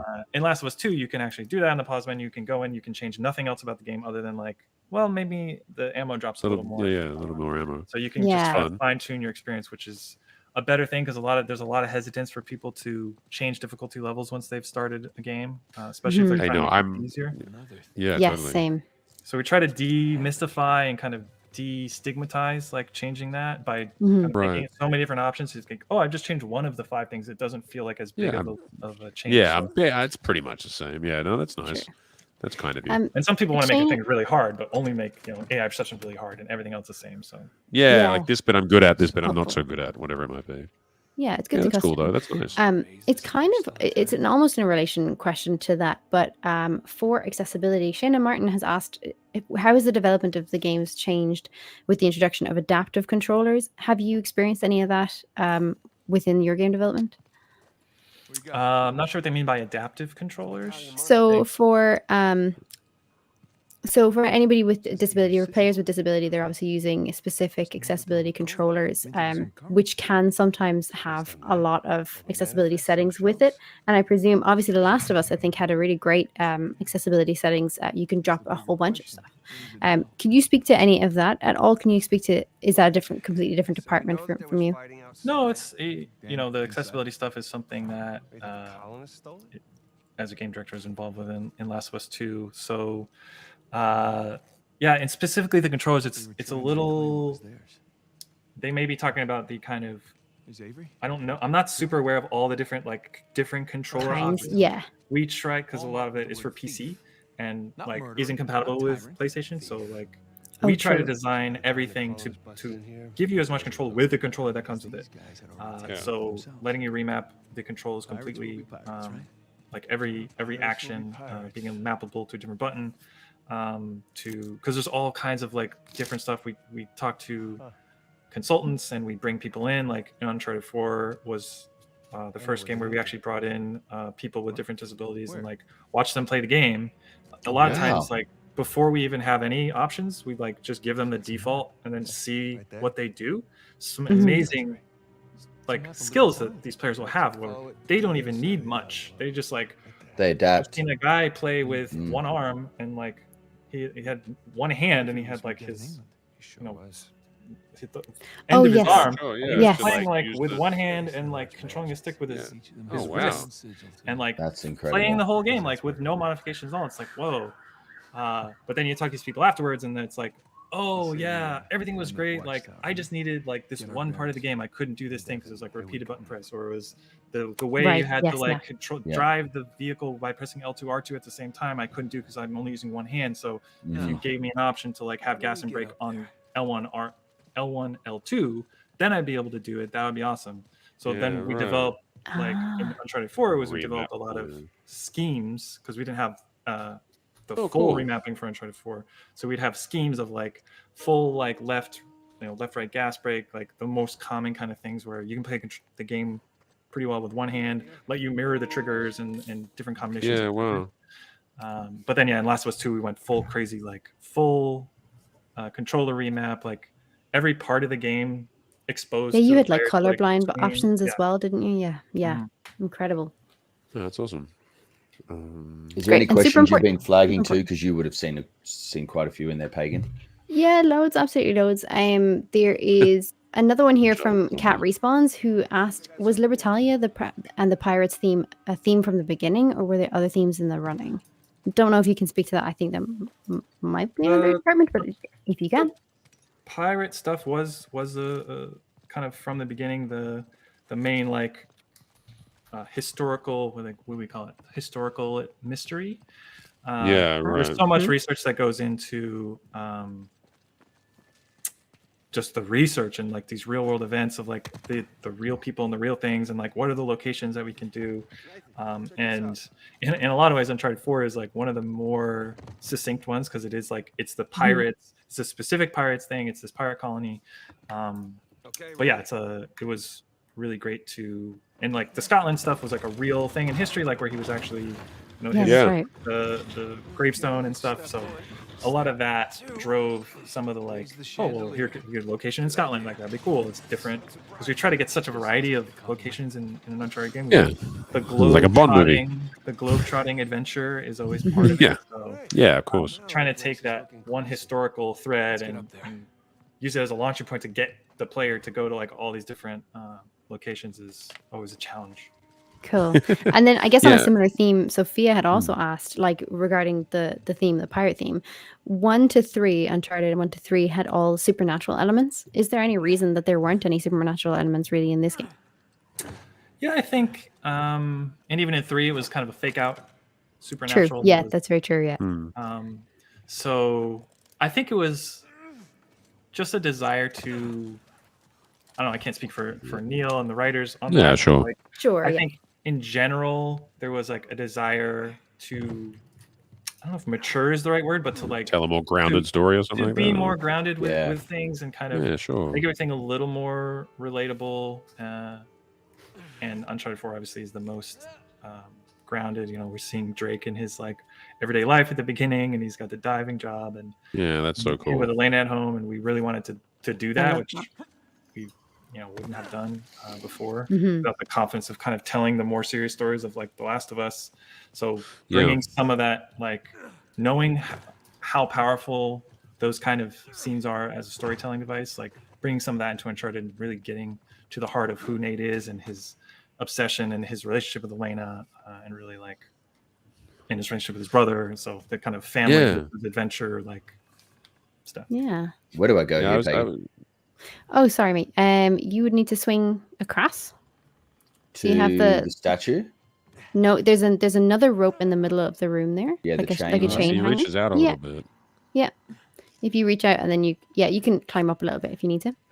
Okay. And then swing across that rope and you swing across the painting. Yeah, I was saying that it's one of those cool things in gaming was when you guys started telling more human stories, both through Last of Us and Uncharted. To me, I was like, that was one of those exciting times where you're like, oh my god, they can do this in games now. Like that it wasn't always like, like I love myself a good like StarCraft, melodrama with like Kerrigan and stuff like that, with turning into an alien or whatever. But it was kind of just having people sitting on a couch playing, integrated marketing. But interestingly enough, like everyone was telling me to play these games, they talked about it from the emotional side of things. Which is really that's the interesting. best. That's this is an incredible the way that it emotional affected story. them. Yeah. When Nathan, just a quick, when Nathan actually makes this reaching out gesture, it means it's safe to. It's a great mechanical game. Very helpful, right? Now, am I swinging over to there? Just straight in front of you on the painting that's broken. Oh yes. There's like a ledge in the middle of that. Yeah. Sorry, less thief, sorry. not as much thief. This big ass chain. Everything. Look at this. Oh, look at the mechanics of that. Slower. More labored. Yeah, they've got some weight to it. James, I know that I popped this in chat as well, but he had asked how early in development was the grapple hook thought of. We did discuss some of that last time with Jeremy, because I believe Jeremy was primarily on that project as well as the climbing mechanisms. So the grappling hook, we can talk about that. That was great. The rope was another thing I pushed for early on. Great. That was one of the first prototypes I actually made before the car was trying to get the ropes like in a more unified way. So in previous Uncharted's, we had ropes. Around, Todd. We had ropes that were attached in the world, and you could jump through them, and then swing on them, and then jump off of them. And then more technical detail of that only we would know, which is there are two different kinds of ropes. There's what we call a free hanging rope, which is like a rope that is not near any other thing, and it's just there, and you swing on it.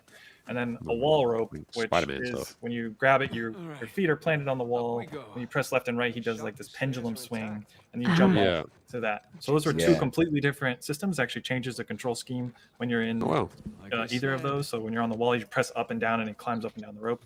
When you're free hanging, you press up and down, that swings you forward and back, because those are like the most natural affordances of like what that should do in those scenarios. So the initial thought I had was like, as a designer, it kind of is limiting to have these placed ropes, and the fact that they're two different ones is like annoying. You can't do like interesting shapes of geometry.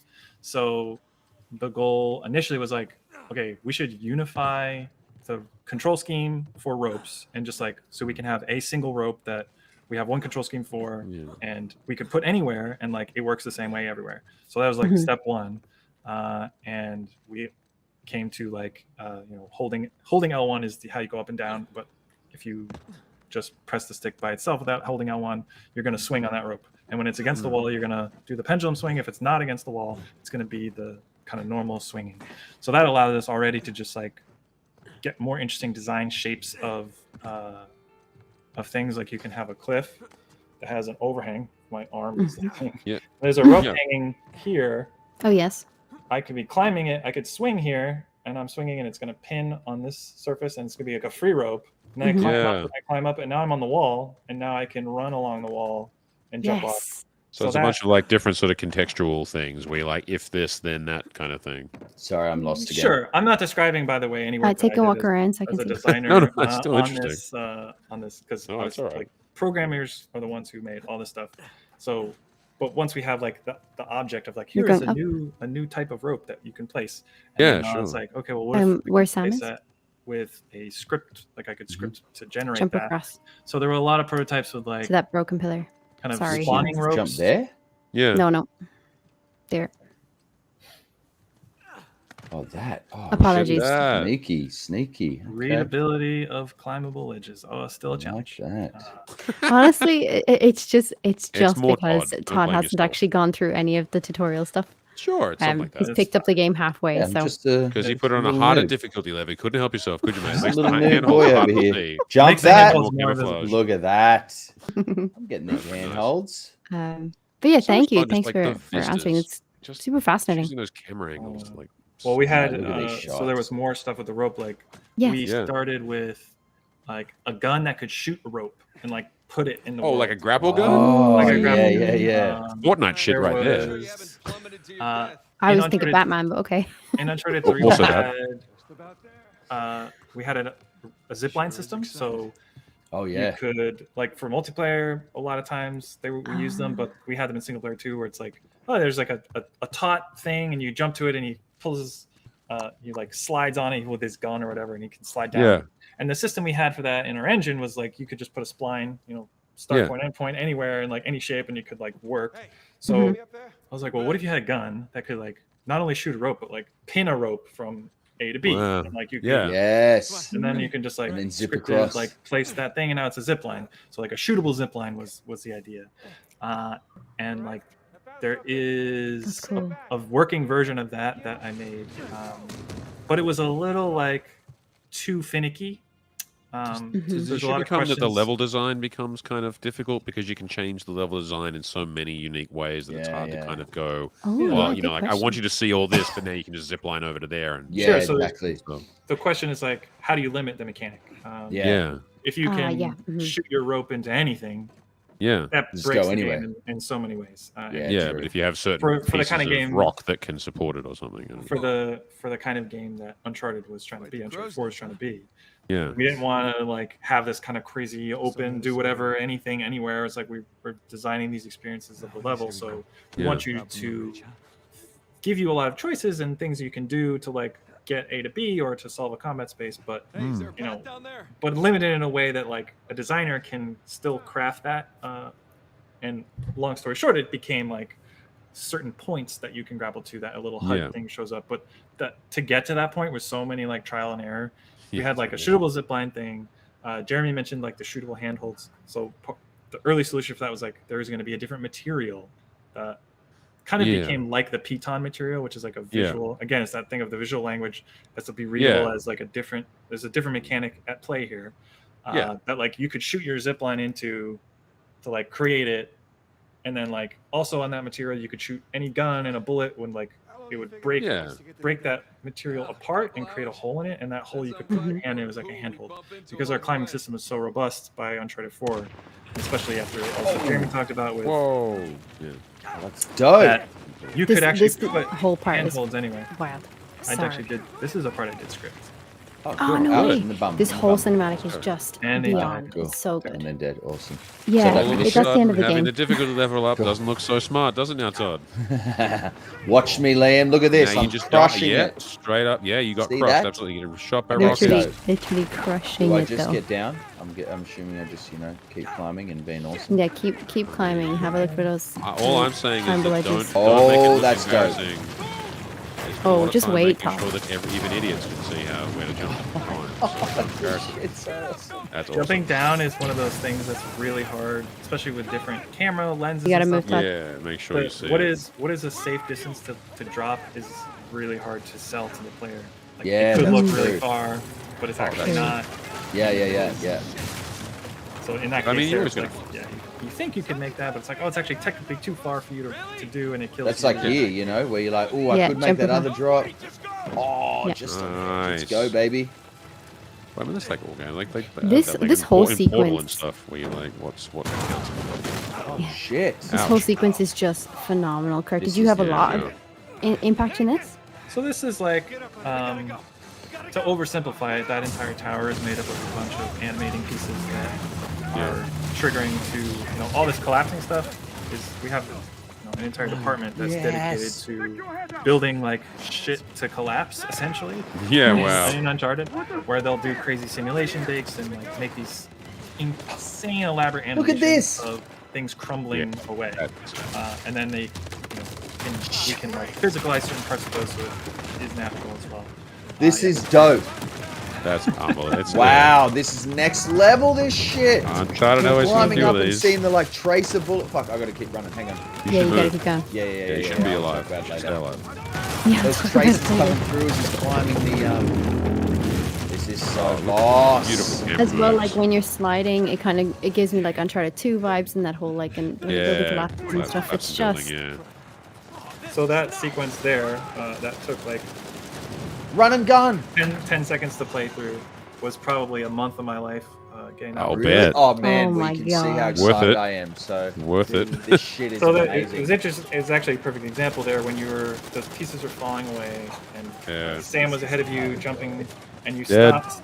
You stopped to comment of like, "Oh man, or whatever you were saying," and then you went again. Yeah. The ending of that sequence where he leaps and jumps and Sam catches you right as the thing falls. There's no camera cuts there. That was 100% seamless experience. Which you probably didn't notice, but like to make that happen perfectly in time, no matter how you play it. So you played it where you were kind of playing it perfectly, and then you stopped, and then you played it again. Yeah. So a lot of ways you could do that sequence. It's like it's a timer, and like you're gonna play, and there's like a series of timers, but you're never gonna get it perfect to the very end where it perfectly matches this thing collapsing away right as you jump. So we're doing a lot of fun math and trickery of speeding up and slowing down, kind of the underlying like lattice system of scripts to like trigger these things, and like That's amazing. there's so much about like where Sam is and Sam's progression, triggering different things, and making sure that animation like happens at exactly the right moment. Without a camera cut, which totally. That's so cool. I mean, would it be like doing it on a jog almost, where you're like, oh, he sped up, so we got to accelerate? It literally is like there's literally like a thing that's tracking the player's progress forward with like distance, And as you Yeah. move forward, it's kind of playing out as it should. And then if you Okay. stop, it's like, oh shit, but it just kind of slows it down a little bit. Yeah, Is there still a timer of It's sorts? still or- doing it. It's still Yeah. moving. And then like as you go to Oh, catch up wow. now, it's like, So oh, okay, now it's- you Very can do this. And it cool. speeds up to catch up so it matches. And then reverse, like if you're like a speedrunner and you're just fucking flying through, Yeah, you're yeah, doing yeah. it faster keeps than a normal running. play would. It goes faster to like, oh, Yeah, so by the sure. time you get to the end, it matches. Dean, what's up? Todd's face Yeah, when yeah. she punched Oh. Nathan. Like, Yeah, have it. this is a great sequence as well. Badass. I just want Yeah, to point Todd, out, what's Todd, up? that a game designer said that you did not play the game perfectly. I just want to have that noted in your permanent record. Which part? Um, I'm doing it again. I stopped to react. That's the ultimate. Especially in those high tension moments where dying would be like, oh, it kind of deflates the whole moment. Yeah. You have this high Sure. intensity, you're slowly building the tension. Things are exploding around you. You're jumping down. You get up. This is the final moment of like getting out of there. To Yeah. die during that is like, Yeah, you want the player to that's succeed such on a that. deflating thing. So for that, it's like, we're not making it so it's impossible to die, but we're just making it so it's really hard to die. You have to kind of try to be breaking the game in a lot of cases for these certain sections where it's like super crucial that it plays out in this specific way and still feels incredibly dangerous, but actually we are kind of like making it slow down a little bit so you can catch up.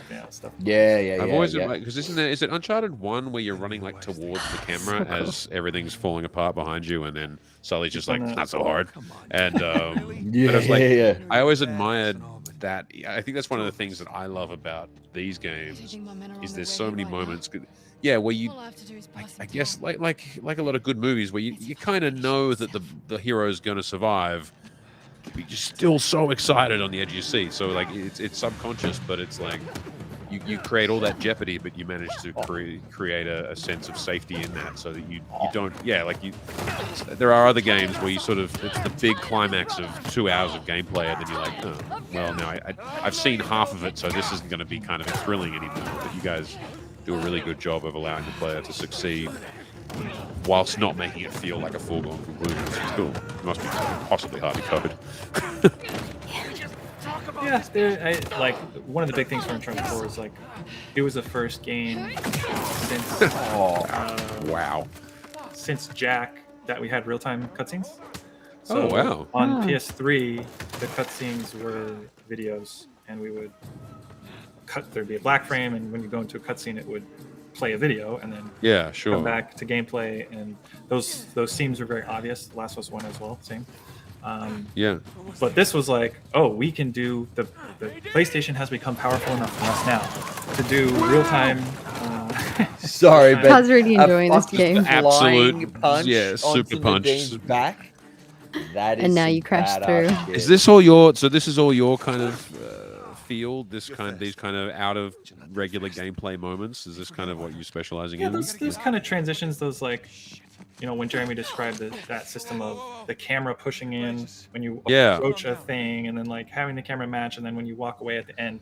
So like those kind of, a lot of it is like conceiving of those systems, like working with Jeremy and being like, and then working with programmers. So like, how do we actually do that? Like, because Jeremy pushing them this whole time of like, I really wish we could get rid of these like push-in cameras. Once you go to an IGC, it like blends in, and then at the end it blends out. And part of it is like, okay, well, knowing how the tools for us work, so much of it is like, how are we going to make this easy for a designer to do like 1,000 times in the game?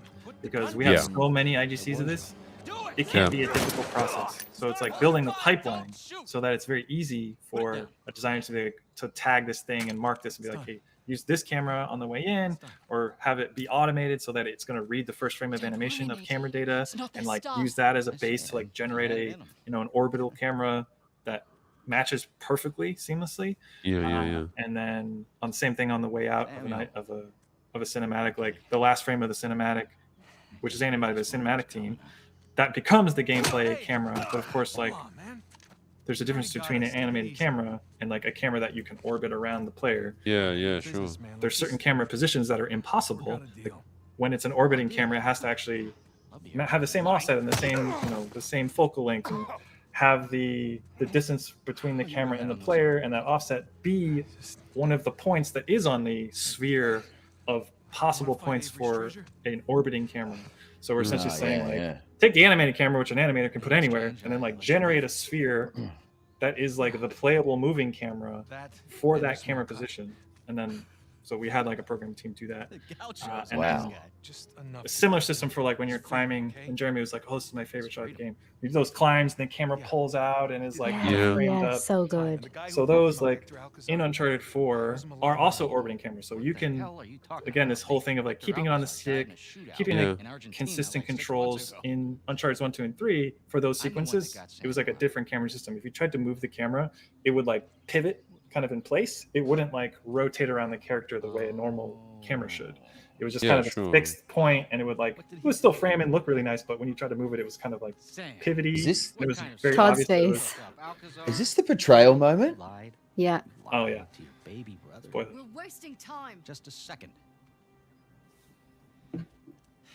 Thing is, Nate, I never stopped looking for Avery's treasure. I just kept running into these dead ends. And then I hear that good old Samuel Drake, an authority on Avery, is alive and somewhat well. There was no breakout. I bribed the prison warden, and your brother, he just waltzed right out the front gate. He spent the last 2 years tracking down a second St. Dismas cross. You know what? He did it all with me. Oh yeah? No, that's bullshit. Oh. Sam, care to refute? Nate. Oh, Sam. Oh, it's just so hurtful. Listen, Avery's treasure was ours. It was always ours. I left my life for you.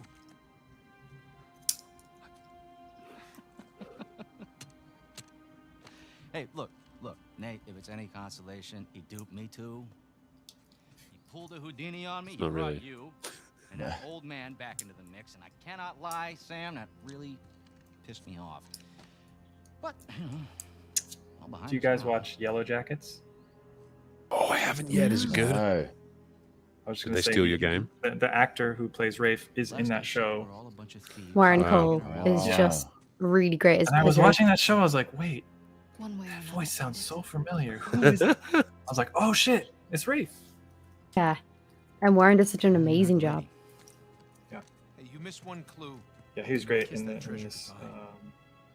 The perfect, like, smarmy, rich kid. Mm-hmm. Why don't you face it, Rafe? You need us.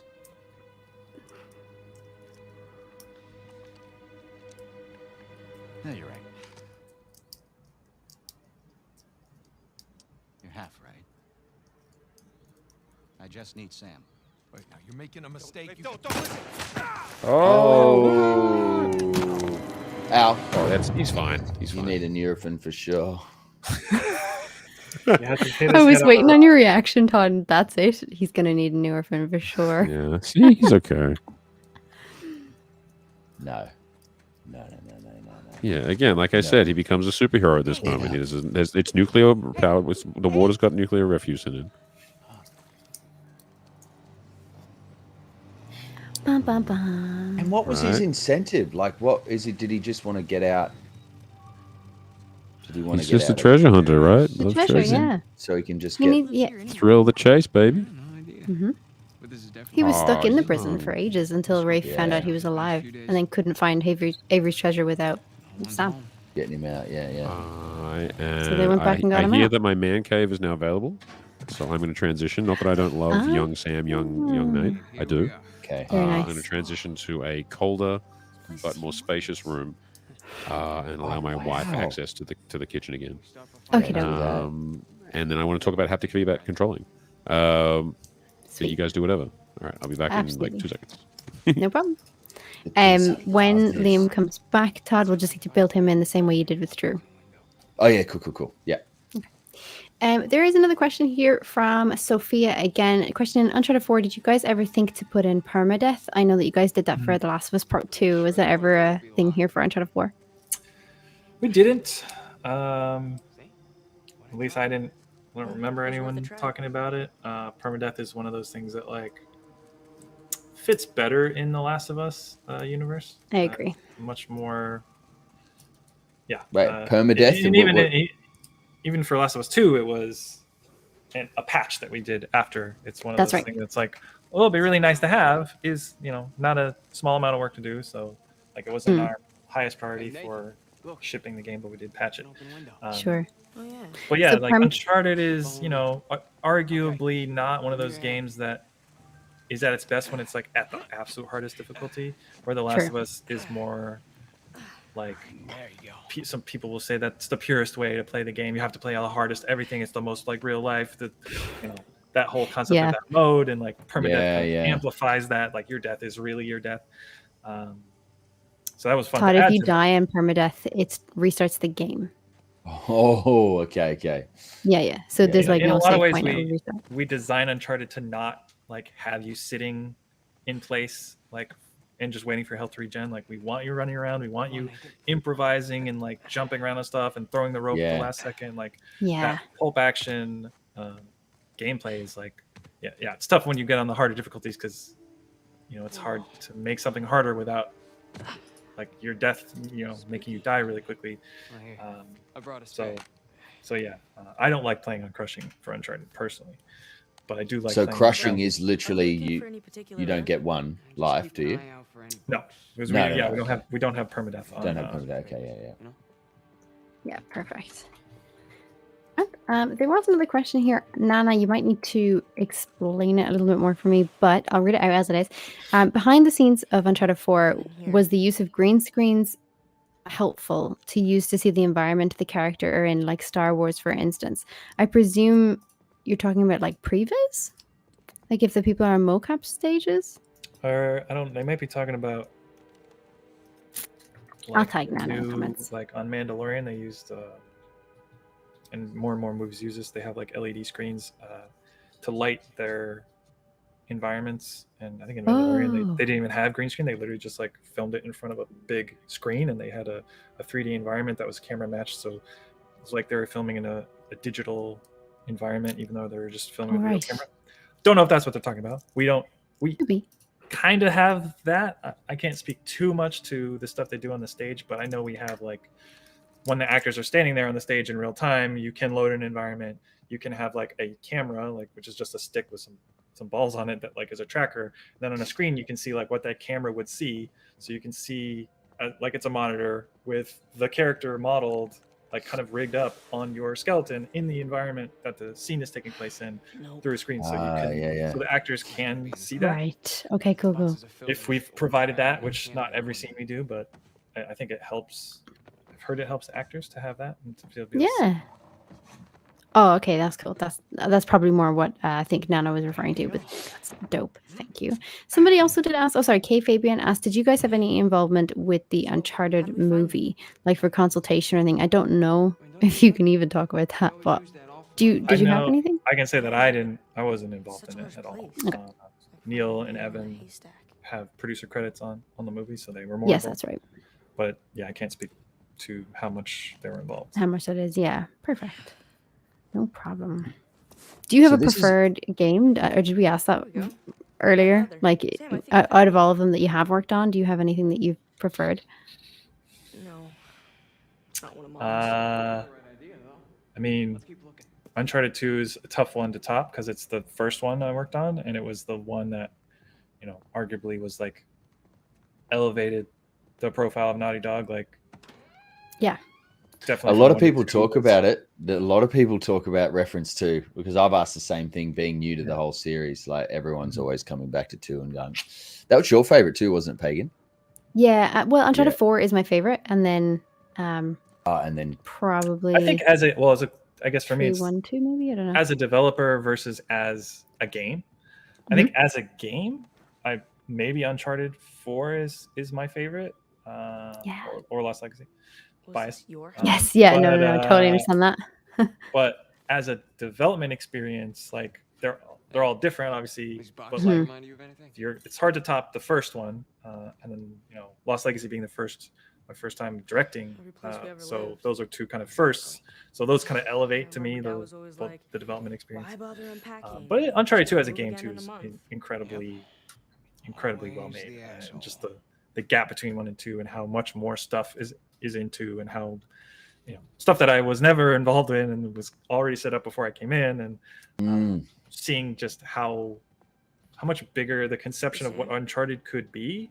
Because like as a player, I played that first game and had such a limited idea of like what that franchise was, and then to see what they had already done of like the globe-trotting stuff, the like It's probably a knockoff of something. so the crazy action set pieces, having this thing on the train, like I was just like, oh wow, they're going like the whole action adventure genre. It's not just like guy in jungle. Yeah. So and I still haven't played 2 yet.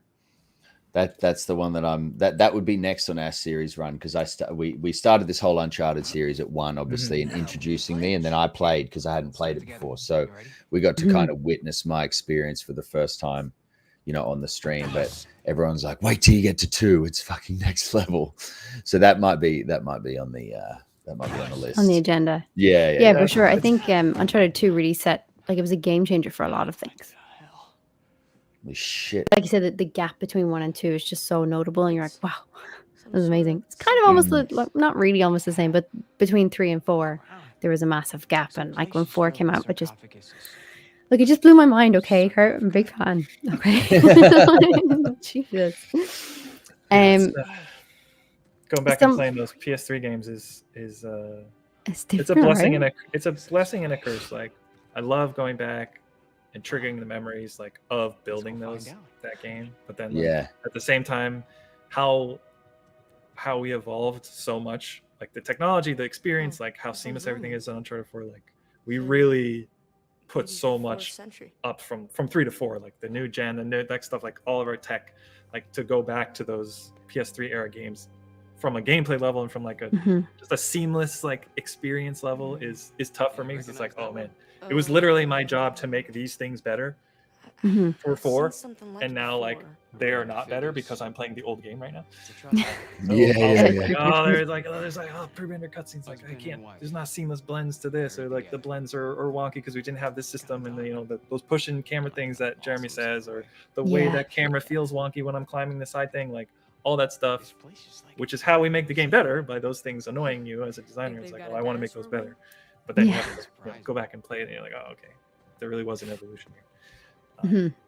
Yeah, for sure. Back. Hey, if you wanna pause or anything, Todd, and then Bill name in. Yep. I have another question, but now I can't remember it. Dang. Wow. Yeah. And they all work? It's a whole man cave down there.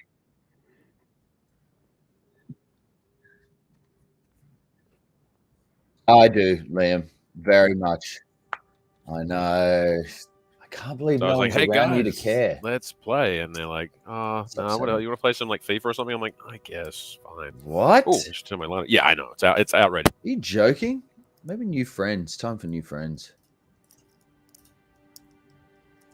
Hang on. Here we go. Let me just fix this up. So I've got Liam in a beautiful frame here. The volume's nice as well. Lights. I forgot something.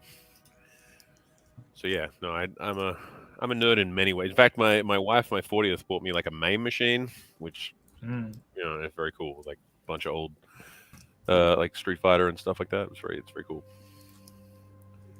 So this is quite the nice man palace that needs a painted door, and so we like were that. actually Otherwise fine. Oh.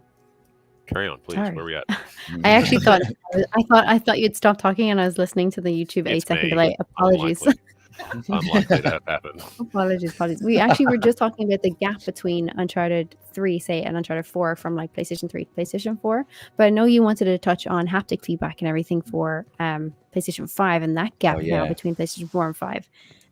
So yeah, I mean, how is that now, Kurt? Like for development for PlayStation 5, and including all of those like trigger sensitive haptic controls? So yeah, one of the things that is wholly new content in this PS5 version of Uncharted 4 and Lost Legacy is the haptic feedback and the triggers that we had to kind of make, because the technology for between the two controllers is so different.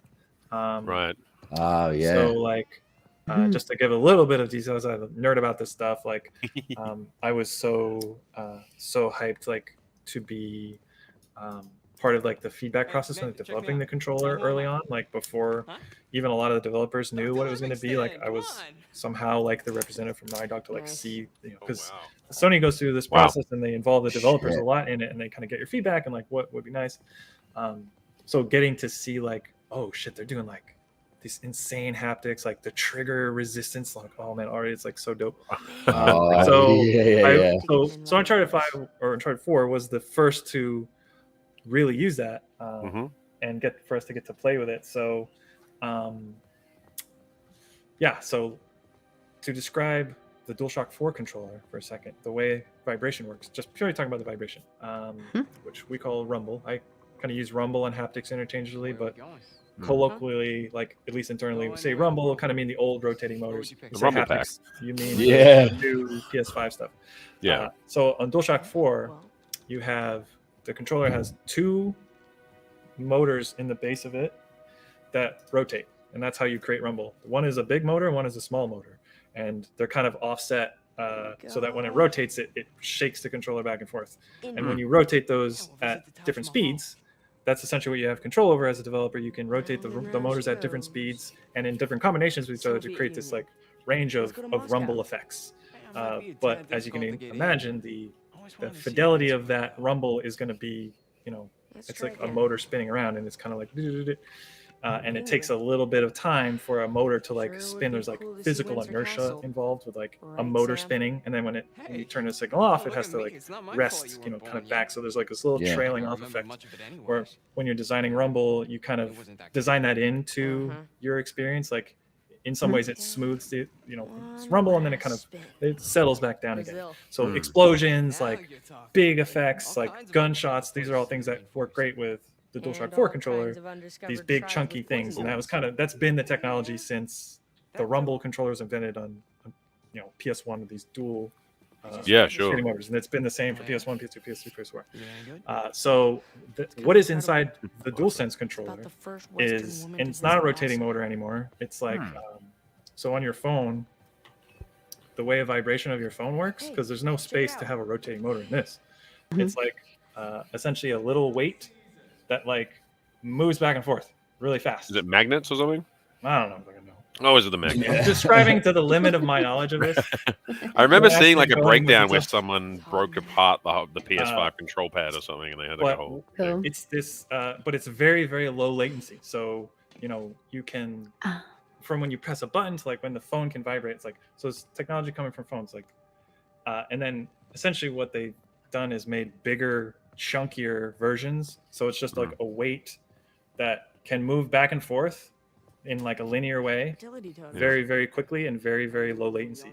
And there's two of them in each handle of the controller, and they are exactly the same. So you kind of can do this stereo thing where you, instead of one being small and one being big, and you can't really do a stereo because they're different sizes and they're kind of different effects. So by them being the same, it's almost like a speaker. Like a speaker is essentially a kind of piece of small material that moves back and forth at a frequency, and that pushes air, and it like makes you hear the sound, but it's so accurate that that it replicates in audio like the exact frequency you give it. So on the controller, it's the same exact experience. Instead of a cone that's moving to push air, it's just a weight that's moving that you feel in your hand. So you give to the controller as a developer, instead of like a speed of a rotating motor, you're giving it like a waveform. You can send like an audio file to it, and it will like play it out as a haptic. So part of the that's next level design. So how the developers do this now, a lot of teams kind of have shifted that responsibility of authoring this to the sound team, because you're literally dealing in sound now for haptics, and you're kind of pairing sounds with like actual sounds from the game with the haptics matching. There's like tools that you can take an actual sound effect from the game and like turn it into a haptic that kind of matches that. As like that's cool. So a gunshot can now be like a boom kind of thing, like a exactly. Like a you can have sound. You can have sound designers like authoring haptics. We have that ability as well, but the game design team was in charge of all the rumble in the past, and we wanted to give a lot of that control still to the designers. So what we did for Uncharted 4 on PS5 was kind of in our first step towards building like an entire pipeline for making these and authoring these haptics. Essentially, make like the equivalent of like a synthesizer, like a simplified audio generating tool that a dumb person like a designer can like make a very simple, like they don't have to go into Pro Tools and make like a sound the way a sound designer would. They can be like, okay, I want this frequency starting at this amplitude and then kind of lurk to this frequency and like make that a thing and then play that and then kind of make these little chunks and then play them on a timeline, and like that's the sound of me reloading my gun. And like, cool. Yeah. Not a like sound, a it's the haptic haptic. piano. That's the haptic. Exactly. Yeah. So we kind of built that out for this, and this is our first experience in using it. And because the fidelity of that and the range of the haptics is so great, like you can make the tiniest little, and you feel it when you play the game. You can the tiniest little thing, you can actually feel these tiny little taps on your hand, like literally the raindrops in the game. Yeah, so cool. You can feel the tiny little thing. Hey, so they've got your favorite book here. We can now add essentially rumble haptics to way more range of things than we could on PS4. So we had to go in and like add in stuff for all kinds of things. Like reloading your gun didn't have rumble before, but now it has like every time like the different actions of the thing, like have these little touches, you know, obviously the gunshots and stuff. Player, like how do the players respond to that added like level of interactivity or that added sort of tactile feature that people just is it seamless so they just like don't even know it's happening kind of thing? Ideally people don't know what's happening. That's cool. One of the ways that I think about it's like if they are noticing it and kind of outside of the like the novelty, because you're like, it's hard early on when there weren't a lot of games that had this, or PS5 was so new when we were building this stuff that like there's just a certain novelty of certain things having haptics that people just need to get used to. But by the time we shipped this version, it's like, okay, there had been some languages and you start looking at other games like what do they put haptics on, like where do they draw the line, you know, because you could do every footstep, you could do everything. Does that get too distracting, or is it too intense? Can you do it but just make it less? We're still, you know, finding out like where do you draw the line of what you add to? Can you do it and just have less? You know, obviously like if we have more time and infinite, you know, things would be crafted, you know, amazing. Nice helmet choice, Todd. For every little detail. I kept it on. But so yeah, like in the future, when we can build a game from scratch with this technology in mind, because this is less kind of retroactively adding it to a game that already existed. So like we weren't designing the sounds of the game with the haptics. That was one of the things I noticed, because like a lot of times we're chasing the sound of the sound designers. It's actually nice that the game was fully done already. Like we can hear the reload sounds, so we can match like the major sounds of the reload to have the haptics, because there's like this thing of when the player hears a sound and they feel it in the controller at the same time, it has this amplifying effect. If you hear a sound and then feel a haptic at a different time, even if like the animation, it's like aligned with the animation, but it's not aligned with the sound, it feels more weird than if it's the reverse. So something like the dive roll, for example, you know, the sound designers, when they design a sound for Drake doing a fucking somersault on the ground, they're choosing like very specifically where they put sounds on that, because they can't do everything to sound like mush. So they're crafting everything they do is like a crafted experience for like what is the essential sound of that thing. So then we go in after, and so we have to live with those choices that they've made and say, okay, well, they chose these 2 points of the dive roll, so we have to kind of put the haptics on that. But in the future, when we can do these things in tandem, we can actually have more cross collaboration, and like I feel like the experience you're going to get is going to be even cleaner, just a better one. And like with this back and forth, with any new technology, it's always better like get integrated from the start. Just a bit of a side one. Were you in charge of developing the picture mechanics? The what? The picture development mechanics of that last where you have to like shake the photo. How good you, like, was shake that it like shit? a Polaroid picture. So sort of cool. Thing, that. I love that. that. Wasn't you?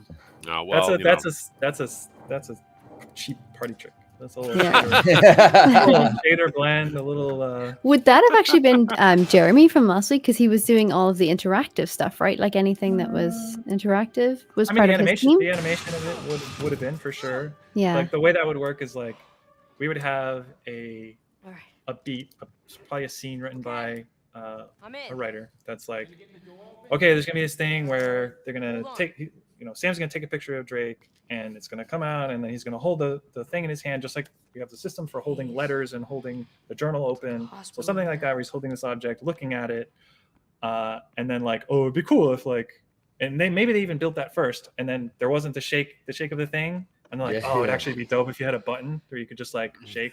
So then someone has to like custom make, just for this moment. I'm like, okay, amazing. Cool. Now the square button is the shake. I don't know. I love that like the thing where you like get there on a Monday and they're like, hey, quick change, you're going to be the guy.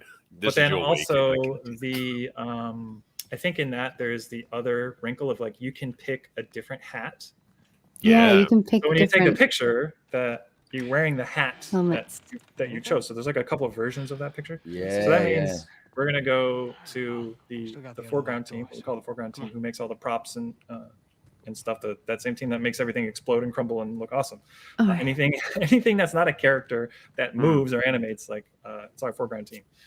So they would have, part of their job would be like making the Polaroid picture in the first place, having a shader, like building into that object, like the multiple versions of the picture, because it's kind of it's a preset thing, but there's like 2 or 3 versions of it. So it's like not as simple as just switching out like we'll bake it, and then there's like a shader script command probably that a designer is going to see which hat you were wearing, and then it's going to swap that. But then they're also going to make a version that is like a shader material that blends on the kind of undeveloped version of that as a layer on top. So then when you press the square button and play the animation of this, you're going to blend that down to be more transparent, so that reveals the picture underneath. My guess is that's how something like that happens. Wow. So that involves just a rough guess. It's staggering how hard. Just took a shot in the dark there. Like the idea that you just wake up one day and go, I'm going to make a video game. I feel like back in like 1987, you could probably, or maybe even like 1982, be like, I don't know, maybe I can figure out how to make a ball, like a little pixel bounce between these 2 paddles. And now you're like, I'm going to make a game called Uncharted, and it's going to be simple. It's going to work out fine. Let's have a Polaroid in it that you could shake. Like I would spend the next year of my life learning the programming required to make one thing transition to another thing while you pushed A. Like it just blows my mind. Someone had a question regarding the multiplayer, Kurt. They had asked, had you guys ever thought of a story mode for multiplayer for Uncharted 4? Because obviously now it's just PvP or that kind of thing. We had a co-op mode for Uncharted 4. Co-op mode. And then the multiplayer is not something I worked on or know a ton about. Boring. Didn't like it anyway. Terrible. I know that we did play around for a long time with a different type of mode than deathmatch. Like we early on we had like when I was building this stupid scripted car, there was like, well, we could put this in multiplayer. So there's like, for a very short amount of time, we had a mode with like vehicles, and you could drive the cars. And you're probably picturing in your mind something way cooler than what we had, which is I'm imagining Battlefield. Kind of picturing Battlefield. There's an idea of like like a team-based like. Todd's reactions are so great. This actually, fun fact, is Meryl Dandridge, who plays Marlene in The Last of Us. Yeah. Oh. Yes. Mm-hmm. And in the series, when's that dropping? Yeah, in the HBO series. They haven't released a date yet, but they had estimated sometime 2023.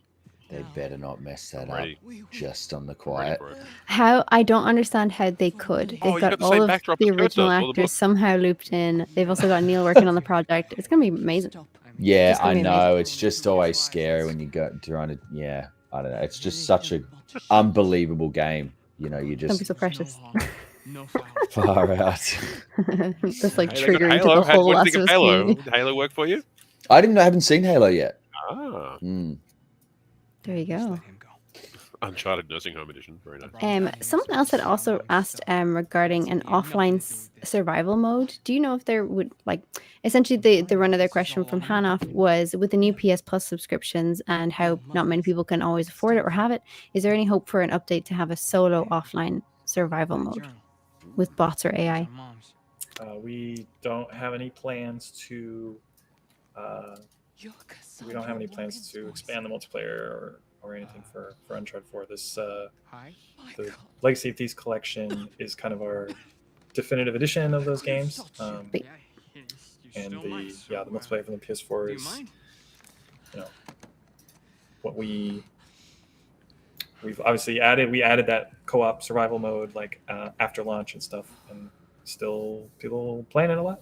But we don't have any plans right now to do anything else. Yeah, Uncharted 4 multiplayer, I have to say, is like one of the best games. It's so good to play with friends. So great. Love it a lot. What and how does that work? You running through like a co-op situation? Maybe we'll just play it one day, Todd. Yeah, we'll do it on stream at the end of this playthrough. It's like a big arena kind of. It's like an arena co-op mode, like surviving waves of enemies. There's kind of this supernatural twist. We take so all that that question before of like, why is there no supernatural? Yeah. We put it all into the multiplayer. There's like mysticals and like abilities that kind of pull from the 4 games, because it was our chance to really kind of go super over the top fun with it. Yeah, and it is great crack. To be fair, you can also do PvP if you've got enough players, which is fun. Like 5v5 with mates and stuff. Who are the young kids? Who are the actors? Was it? We actually, one of them is going to be in the. Sorry, I'll look it up now. It's in the series. Greatness from small beginnings. The kid who plays Sam. The kid who plays Sam he was in The Last of Us 2 as Jordan. That's right. Yeah, and then I think is his name Britton Dalton? Yeah, Britton Dalton is young Nathan Drake, and he is coming up in Avatar: The Way of the Water. Oh, is that all? Wow. Yeah, just that small little indie film with that guy James Cameron or something. Yeah, whoever he is. But at Naughty Dog, you'd be like, "We made you. We can take it away." I assume that's. I mean, like that goes. You got to kick back. We had the different actor played him. We had a young Drake in Uncharted 3. Who by the time Uncharted 4 aged out. It's funny how games take a long time to make. Aged out. Yeah, that's true. It's tough business. His voice actually had changed even within. Actually, in Uncharted 4, the young Drake, the actor aged up a little bit and his voice got a little deeper, and he had to re-record some of the earlier stuff. No way. Wow. That's like nobody thinks about that as an actor. Like if you're a young actor and you're starting to hit puberty, your whole job, everything's going to chaos. Yeah. Yeah. I'm young Nathan Drake. He's not sounding great anymore. The young actor playing Sam is Chase Austin, and for young Nate it is Britton Dalton. Oh yeah. So haptic feedback. Because I was like, when I first I think I played the demo. What is that? What do they have in the little robot thing in the room on the PS5 before I played this one, where it's Astrobot. Yeah, Astro's Playroom or whatever it is. Yeah. And I was sort of like incredible haptics. I mean, incredible just for some like tech demo. Essentially, it's ridiculously good. But also, I was just sort of like, I remember like, I think it's like where you have to shoot an arrow or something. I was like, with this stupid control pad, it's like, oh my god, you pull it and it works. It was like the most, and then this was just like profoundly cool. Triggers. Yeah, the triggers like that's just crazy to me. It feels so amazing. Yeah, it's a lot of fun developing that stuff. There's I could go into technical detail about like how that stuff works. Like we've got too many viewers. Go on, the trigger. It's essentially a there's your trigger. It's a piece of plastic, and you press it, and it's got a spring that pushes it back out. And it's kind of brilliant how they like built it, where it doesn't interfere with this like base system. So like when it's totally off, it's just the old way. There's no resistance, and then when the system is like engaged, essentially there's like an arm that's like hidden away, and it like comes out, and it's attached to a motor. And that motor has resistance, so when you push the trigger in, it hits that arm that's underneath the trigger, which resists the trigger. And then it has resist. So then what you can do as a developer is like position that that little arm in anywhere along the trigger, and then you can change the intensity of the resistance of that. So you can create like different shapes and different resistances and different travel lengths, and get pretty creative with it, especially with guns and. If you were doing like a car game, you could make the trigger like a pedal and make it feel like you're like pushing down it, then it can go. I mean, I don't know if you've played Gran Turismo, the Gran Turismo 7 with this controller. I haven't yet. It's pretty really? amazing. They do some really cool stuff. They do, especially on the brake pedal, they have like what feels like the ABS kicking on, like as a Really? one of the other features I forgot to mention. Like, so the arm can move and have resistance, but it can also vibrate at frequency. So you can like kind of have it, and they. Oh, really? Pretty sure they're doing that for the ABS and the brakes wow. trigger. That's very cool. Also, wow. So it sort of shudders almost. Yeah, and you can like have it kick back, like when in Uncharted, part of like getting the feel of the guns right. It's like it's like the combining the triggers, because the triggers are very real, actual, like I am physically my finger pressing against this thing, I'm feeling resistance, and then the release of that resistance is the snap of the gun. So making sure that in the game that where you have your trigger like fire is like the same point in the game that it actually fires, like perfectly synced with like, okay, it's never going to fire where it hasn't released, kind of thing. That's the easy stuff. But then there's like the little kind of residual the residual effects, like you now play haptic when you fire that gun, that kind of resonates in the controller. The whole gun sort of. That's there's like a little bit of a kickback on the trigger itself, actually. Like when you fire the gun, it's like it just does a little like boop on the trigger. It just gives a little extra, so your finger that was firing the gun can feel, because your palms mostly feel the haptics, and your fingers, but you can get into that little finger just by kicking it a little bit for like a brief moment, one hurt of like click, so you get this like, and it really feels like a mechanism has fired in your hand, and like it has all these little secondary effects. Do you ever get to the point where you're like, please stop inventing new things? And you just like, it's just so hard. There's so many things to implement. Like, don't make me think of a new haptic feedback system to implement. With the DualSense, like it's a new generation. Like we've totally. had the same tech for 4 generations. Yeah, And then this is the first time they've done anything, and anyone has done anything new with like vibration on a controller in a long time. So it's really exciting to get to play with it.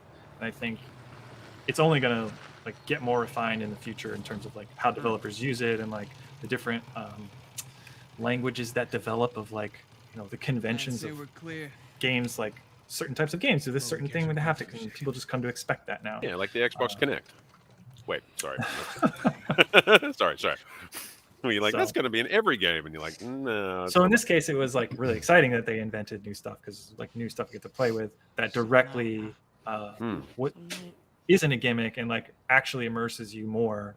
Yeah, because especially for Naughty Dog, for us, it's all about immersion, and like anything we can do to like give you more feedback, to like immerse you more in the experience, is going to be great. And I knew that the triggers and the haptics were going to be great, because when you turn them off, you notice they're gone. Like if you have the triggers on and you turn them off, or there's a bug or whatever, and it's like, we have it hooked up on this gun, but not on this gun yet. And as you're playing, and you're like, oh man, I really noticed like the lack of this. Like you don't think about it when you're playing, but when it's not there, you think about it, and that's like, okay, that's how you know it's working, and it's seamless, and it's invisible to you until it's gone. Right. Yeah, I guess that's the trick, right? And I guess that's the best way to test almost any new technology, is if you miss it when it's not there, it's clearly adding an experience that you didn't know you were missing. Like, I feel like games are good like that. Like every generation, there's sort of like something comes in that you're like, at the start, like, like rumble packs and stuff. You're like, oh, well, this is cool. This is novel. But then you sort of like, without it, you're like, what's wrong with this game? Like, what's happened? Something's missing. And so you get this, like this really long curve of iteration that these, I mean, unlike like, you look at TV and film and stuff like that, and there's jumps in technology, like obviously like Mandalorian has their like new stage set up and things like that, but I don't know, it's not as kind of tangible to the audience, I guess, as some of the video game jumps. Like every single console generation, I was like, it's now real, and then they find a new way to make it even more real, where you're like, suddenly PlayStation 2 doesn't look so real no more, and you're like, it's lifelike, when then you're like, oh wait, no, it looks like a bunch of boxes. But at the time, it's like seeing the progression. I saw a clip of the progression of Messi's face between FIFA. Have you seen that? Yeah, I think I have. Oh my god, it's amazing seeing the jumps, like what you talked about, Kurt, where between one game and the next, you think, oh, yeah, not a huge jump, but literally goes from looking like Pac-Man to legitimate facial structure. I had one of my friends like cuss out. It was like, they remade GoldenEye or whatever back a while ago. It wasn't like the best remake, but like They it was cool though, but it was my buddy was like, I don't want to. It looks the same. I'm like, it absolutely doesn't. And they're like, he's like, it looks it's based. I reckon you can put them side by side and look the same. I was like, I challenge you to do that. It will look nothing like it, but it feels like it's how you remember it. Hey, because you're young. When you see it, you're like, you think it's tech. Yeah, you forget, you fill in the blanks almost with the new technology. Like, I mean, we're getting to the point now where, like you said with Messi, like surely now they are just scanning his face. Like he's coming in a room and they're like doing a 3D scan of him. Now they have exactly his face perfectly, and they can replicate that. And then, but you still got like all like the different pause and the way. Like for us, I would say, because we scan certain characters as well. Uncharted 4 was less so. They're more composites and things, but Last of Us, we did a lot of actor scans and all the clothing, like the costume stuff. We literally have like an on-staff costume like sourcer who buys like real clothing, and we put it on a model and like do a 3D scan of it. That blew my mind. And use that That's as a base. so cool. I had a friend who was a costume designer, and they were like, "Yeah, I'm working on this video game." I'm like, "Wait, hang on, wait." I don't know if you know, but in video games, as an actor, you just put on a big suit with balls on it, and you don't need a costume. And they're like, "No." I don't want to downplay the work of the character artist, because that's just literally for us. We don't get texture from that. Right? So we still do the textures by hand, and just so much cleanup and topology and craft and art to like making even someone who is a real actor, like making them look good in the game is a whole. It's like mocap, where it's a starting point, and then you still have an animator like touching up everything and making it. Yeah, I've said that to everybody. It was like the coolest moment in my entire acting career was when I was doing like PCAP, and they were like, I was like, I don't know if that was a great take. And they're like, it's all right, we'll fix it. I'm like, what do you mean you just fix it? They're like, yeah, we'll just make your face do the things that it should have done. I was like, amazing. I don't have to act anymore. Everything I do is going to be great. Thanks a bunch. It's like having a stunt guy. Acting on easy mode. On story mode. Kind of, right? Yeah. They'll just anything that you suck at, they'll just fix. It's the best. True. There was actually a question from Emmanuel in chat who asked, what is a feature that Kurt would love to have on a future PlayStation console? Is there a feature that you'd love to have designed? That's good. That's a good question. What an asshole, right? Is there anything you've tried to do and you're like, damn it, why can't we do this? I mean, I guess it depends what I mean by feature, because like there's a console is many things. It is the physical hardware of the machine, the box, the RAM, the memory, the CPU, like the specs of it. There's the industrial design of the controller, the features that the controller has. There's also the OS software and like how the interface of that works and what is accessible to us as developers from that OS. I don't know how much I want to answer this question, because I do still we're close collaboration with Sony, and like stuff like that is a constant back and forth with like bouncing ideas and kind of asking for improvements in various things in various ways. So I would say I'm too close to it to say anything on the matter, really. Is there anything that you hope to be able to do in game, like in a game? You like, I guess like the way that you were like, maybe we can put a car in something. I could build a car one day. Like, is there any other stuff that you were like on your to-do list and kind of like, I hope I can make a hang gliding simulator or something? Or like, I hope I can find a way to. There's all kinds of stuff like that. You know what? That's totally fair. I have the job of a game designer that works on projects that may or may not be announced, and like it's my job to always want to do new things and build stuff. So again, I don't want to say anything about what I would want, because I could be building that right now. You don't know. I don't want that. I really like you having a job, and I don't like look forward to being the reason you get fired. So let's not do that. True. Simulator. But the answer is yes, all the time, like wanting to do crazy stuff, constantly wanting cool to new stuff, really exploit all the new features of the console, and like design the experiences that we've never had in a game. Like that's my favorite part of the job, is like, how do we try to make the version of the thing that no one has seen before, the best version of that thing that's the most seamless, or the most like perfectly integrated into this broader experience of this genre of game. what's the Naughty Dog version? We say that a lot at work. It's like, what's the Naughty Dog version of XYZ thing from some other game that we might have seen? Where we're like, we like that, we like that system, but like, it had these issues. Like, well, if we were going to do it for this game, like, how would we do it? Oh, so you're like Apple, basically, where you're like, oh, cool. All right, how do we make this? Every game designer does that, right? Like every designer you talk to is playing every other game. They're looking at everything. They're analyzing it inside and out, and kind of like you do this mental thing of like, oh, what if we applied this to our game? You're like, no, it doesn't work. Like, sure. You're like, it works for them for this reason, but it wouldn't work for us for this reason. Does that ruin games for you? Because like I used to really enjoy board games, and I started making them, and now every board game is an opportunity to work out whether or not I should have put that mechanic in my board game. But now I'm like, yeah, damn it! Oh, that's so cool. That's a good question. It's tough to play games as a game designer professionally. Just for fun. I often play the games that are the least like our games for that exact reason. Yeah, the closer it is to something we make, the more critical I'm going to be of it, the more I'm going to see the differences between our games and their game, and like it's going to either throw me off or it's going to like, oh, they did this better than us. Like I'm upset about that. Like we didn't do it that way. And so I play the thing like racing. A lot of games, SimCity for you. There's like fucking bridge building games. Like I'll play games that are not character action games at all. I'll play Bridge Simulator. I love that. Bridge Simulator 2004.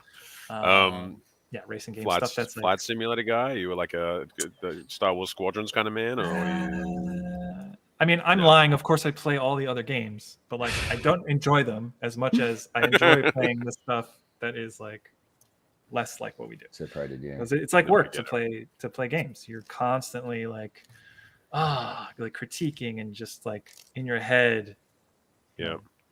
What am I learning from this gameplay experience? Yeah, it's really hard to turn that off, right? We get that with movies where we're sort of like watching performances and being like, oh wow, what have we done? And that's why, that's why I know a game is really good when it can do that. It can turn that off. Yeah, Like God of War 2018. I'm just like, dude, fuck it. I'm just in. I'm all in on this. Like, let me. So good, I just want to play this so long. Same. So good. Such a great game. Yeah. We're gonna wrap the. Hang on, let me switch screens because I'm gonna hold here. Right. We're gonna. Yeah, I think it's best because we like have special guests for the next chapter because they would both be involved. Not as special as you. Are you picking up what I'm putting down, chat? Yeah. So Hanoff asked as well. We may have a special guest that may involve some of the people in this screen right now. Redacted elements. Yeah, we got a person who's like a botanist who does the water like creator tree stuff. Yeah, and the water guy. Yeah, the water guy's coming in. The log guy. Guy with the shadows. Yeah. Do you think it's someone actually affiliated with the game? It's not. It's just Todd Gardner. Yeah. Gonna come on stage and be like, "That's pretty." Hey, g'day, mate. How you doing? What's this gear? What's going on here? I'm going to switch screens. Yeah, I think it is a pretty good place to end it. This chapter is relatively short, maybe 45, 50 minutes, and there's quite a lot in here that's a little emotional that we may get into with special guests. So. Do you have any show and tell that we can look at? Please. Ooh, yeah, if we want to go, like if you got a minute, if you want to just be like, I have a lot of random stuff. Yeah, let's see. I can do. Let me share. Apparently, it's a mission. It's a whole like Naughty Dog thing now, where you've got to like I saw Jeremy. He's got GDC talk like stuff. This will not stand. Let me see. Watch what I got. Just bring up what you're working on at the moment. And then suddenly, just a hooded figure just comes in from behind the frame. You're like, how did that happen? Okay, let me. Yeah, don't just be real super careful. I won't switch screens until you're ready, bro. Okay, so. And even then, why not switch it all? We'll just explain it. I mean, I've just got some images here that I can randomly. They're kind of just random grab bag because I did a talk in 2016, right after Uncharted 4 shipped. That was kind of focused on. That was 2016. Good lord. That was focused on. So you can bring it up now. I think I'll just arrow through these pictures. All right, let's kind of describe what we're seeing. I have this random grab out of the screenshots because I was doing this talk about game design and like what a designer does and how so I can switch designers now? think about stuff. Yeah, already this screen looks traumatizingly complex. I'm just staring at it going, good lord. Oh wow! So this is a screenshot of the development environment for a designer in. What does this tell you? Uncharted. This is. Can you see my cursor or no? Yes. Yes, we I don't can. even Yeah. know if they Yes. can on this stream. I know sometimes frame rate can be an issue, but this is. I was using this for a different purpose, but I can go through and kind of detail stuff. Like this left column is like all the different levels in the game, like the chunks of geometry that a designer has to like load in and unload, and like it's where all the geometry data is saved.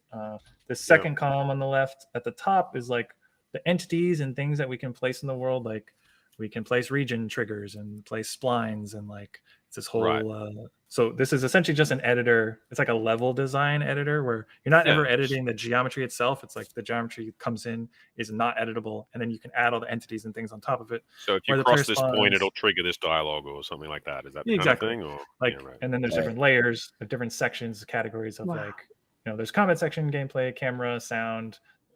Every team, there's like design sub-disciplines, and then there's like sound teams and stuff that are all in these editors. You have to have different sections so that when you check things out of your version control software, you can have separate files for all these things. So it kind of like compiles them all together at the end. Wow.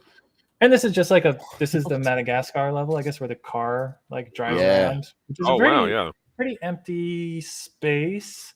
But just to give you a sense of, this is with all the stuff turned off. This is just the background geometry. And then this is what it looks like for the shipped game of like what I'd have already resigned. I'd be like, dude, same. I think the same thing. I'm like, so I feel like I didn't know I signed up for paint by numbers. What is this? Like, it's crazy. This is like intentionally making it look more ridiculous than it is. If you look in the bottom right, there's layers here. You can like hide these layers. So there's things like birds, like you don't even think, but like at the end of the game, people are placing like regions for birds, like birds that flock and fly away when you drive near them. Like all the little there's like a shocking number of work that's just like adding birds to the game. Just copy and paste bird flocks. I look forward to seeing that on like. There's like lines that go up like into the sky that are just like for birds taking off and stuff. There's regions that are triggering who knows what, like probably tutorial prompts and stuff, because this is the area where like it slides in the little like, oh, you use the handbrake, whatever. And then there's like the whole scripting side of this, which is kind of a text-based scripting that is a whole other thing that kind of exists behind the scenes. And this regions and things are just ways to set up the game to like hook into those systems. Let's see what else we got. This is an example of, like I said, this is just one region. And when you enter this region, it sends an event to start the handbrake tutorial. So that's what slides in the little. So you enter any part of that purple section, it'll be like, hey, you haven't learned about handbrakes. Let's go. Right. Exactly. And then when you leave it, it turns it off, I guess, according to. And I guess it would go, you have now learned about handbrakes. Tick the handbrake box. You want exactly. And it like applies to the Jeep only. So if the player gets out of the Jeep and runs through it, it doesn't trigger in that. It only triggers when you're in the Jeep, like going through. Oh yeah, of course. Oh my god. Oh my god. How does any game get made? How do you make shit? How do you get it done? Is it this? So this is like, this is a screenshot or an actual photograph of the highest level kind of story beat board of the whole game. This looks more familiar to me. Which is cool. And like we did this when we did it for Lost Legacy, it looked very similar. And this is kind of the initial, like when you throw in a game together, this is probably version 100 of everything kind of pulled off. Of course, I wasn't there for the creation of this for Uncharted 4, but I was for Lost Legacy. Like stuff like it's very coarse kind of locations and like beats of what's going to happen to Madagascar, climbs a few we things, have solves a like this epic. There's just a card that says "Epic Chase" in the top right of the Madagascar. That was literally just build that. That was the prompt. Go. Shit. That's like what is it? Storm's Normandy. Is that the thing from Saving Private Ryan? Yeah, literally. You're and good luck with that. Go ahead. We call this the macros, like the story macro, the kind of highest level, coarsest version of it. And we'll take this and maybe the next. I want to find the picture that is most relevant. Let's get too quickly. So that doesn't have anything else. More all the other stuff. I'll go back to the other. So we'll make what we call a beat diagram. So this is just for the Madagascar level, and we kind of created our own little notation of like a red circle is a cutscene, a blue square is cool, like a chunk of gameplay, and then the kind of mechanical the mechanic you want to train or exploit or whatever in that scene, and then kind of what is the goal. These green is like the goal changes of like, my goal at the beginning is to get to the mountain. Then when I'm training on the winch, my immediate goal becomes I need to get up this hill. How do I get up this hill? Then like we introduce enemies in this space, and the goal is go kill enemies. And then we kind of plot out just with this diagram like the beats of the level, and kind of keeping in mind like the changes in scenery. So like this is the trails look. Then we're getting to like the plains and then the kind of mountains. So like the art look is kind of changing, and we're working with like the concept artists and stuff to develop these as we go. But this is like essentially, I don't know how readable this is on the stream, how zoomed in we are. No, I mean, it's great. Like, I mean, you get there are things in here. Wow. Yeah, that's better. Yeah. That's such a clean and smart way of doing it. That's great. Yeah. So we have it, and it's like, who's with you, Sam and Sully? So it's just like this, this notation that we used to write by hand on a board, and we actually developed some software that like makes it like this. And then epic gnarly climbs. I love that dot point there. Sorry, is one of the people time travel from the 90s? Got some epic gnarly climbs, dude. The waves. I mean, we are an LA based studio. I dig it. Yeah, but that's at LA, like, I feel like there's a lot of dope, epic. Always there, a lot of dope, epic, gnarly rides. Dope. Yeah, that's lit. That's fully lit. So yeah, it's so Gucci. Things are really lit. So this is kind of what a designer. So this is being made. So that first picture of the note cards is being made by like the directors, director, game director, kind of. And the writers are building that high level macro. Then this is kind of per level being built out with like the lead level designers and things, with the directors kind of make this. And then this gets handed off to a designer, like who's going to design that level. The pair, the kind of the level layout designer and the technical scripting designer kind of, we always put two of them on there because it's like a marriage of the technical implementation and the layout at once. So then this gets presented in a way like as these beats, and then they go build that. And that's like, we try to keep it as high level and rough as possible, and focus on like, what is the actual player goal here? Like, what's the rough idea? Like epic gnarly climbs is, we want to exploit some cool climbing. I guess in this case it's the Jeep climbing, so like cool mud stuff, and like really playing with like getting lost in the Jeep and like losing bogus your way fall stuff like that. So this gets presented to the designer, and then they can start building the level with this like lattice structure of like, these are the major beats and like gameplay things that we think is cool and think makes like a really nice progression of level, and has the narrative moments in it and has the buddy moments in it. And then this gets outdated really quickly, like once a designer starts building the stuff and like having their own ideas and riffing, and like it never gets too far away from this, but this is always like a good thing to refer back to for them as like they're building the level, to say, okay, yeah, oh shit, right, because this is the cutscene that's coming up, because the cutscenes often get shot like out of sync with the rest. Like they'll have different orders of things to shoot cutscenes in, because it's based on actor availability. So they were shooting scenes like, all the scenes of the Lena will be shot kind of in this big chunk, but that could be spread across multiple levels, so you don't necessarily know. So the most inflexible stuff usually is the cutscenes, and the designers kind of working to make sure we hit those, because those moments aren't going to change. Those are the big like emotional beats. For the record, as an actor, if you ever find a situation where you're like, this doesn't work and we have to refilm it, none of us care. That's okay. All of that's fine. Well, we do that a lot. Our pipeline for mocap, especially with stunt actors, is so fast that there's been times for sure where we want to like make a slight change to an animation, and obviously it depends what it is, and the animator makes that call, but they're like, it's actually faster for us to go shoot it on the stage again than it is to actually try to change it by hand. So on behalf of all actors everywhere, thank you. What else is in here? Let's see. These are so we actually this is more playtesting. So this is kind of what, as a designer, we have a better version of this now, but this is for Uncharted 4. It was like the way that when we're playtesting the game and getting feedback, the highest level of feedback we see is a rating of 1 to 5 of how much someone enjoyed a level. And we kind of lay out the whole game in this grid. So every row of this, let me zoom in.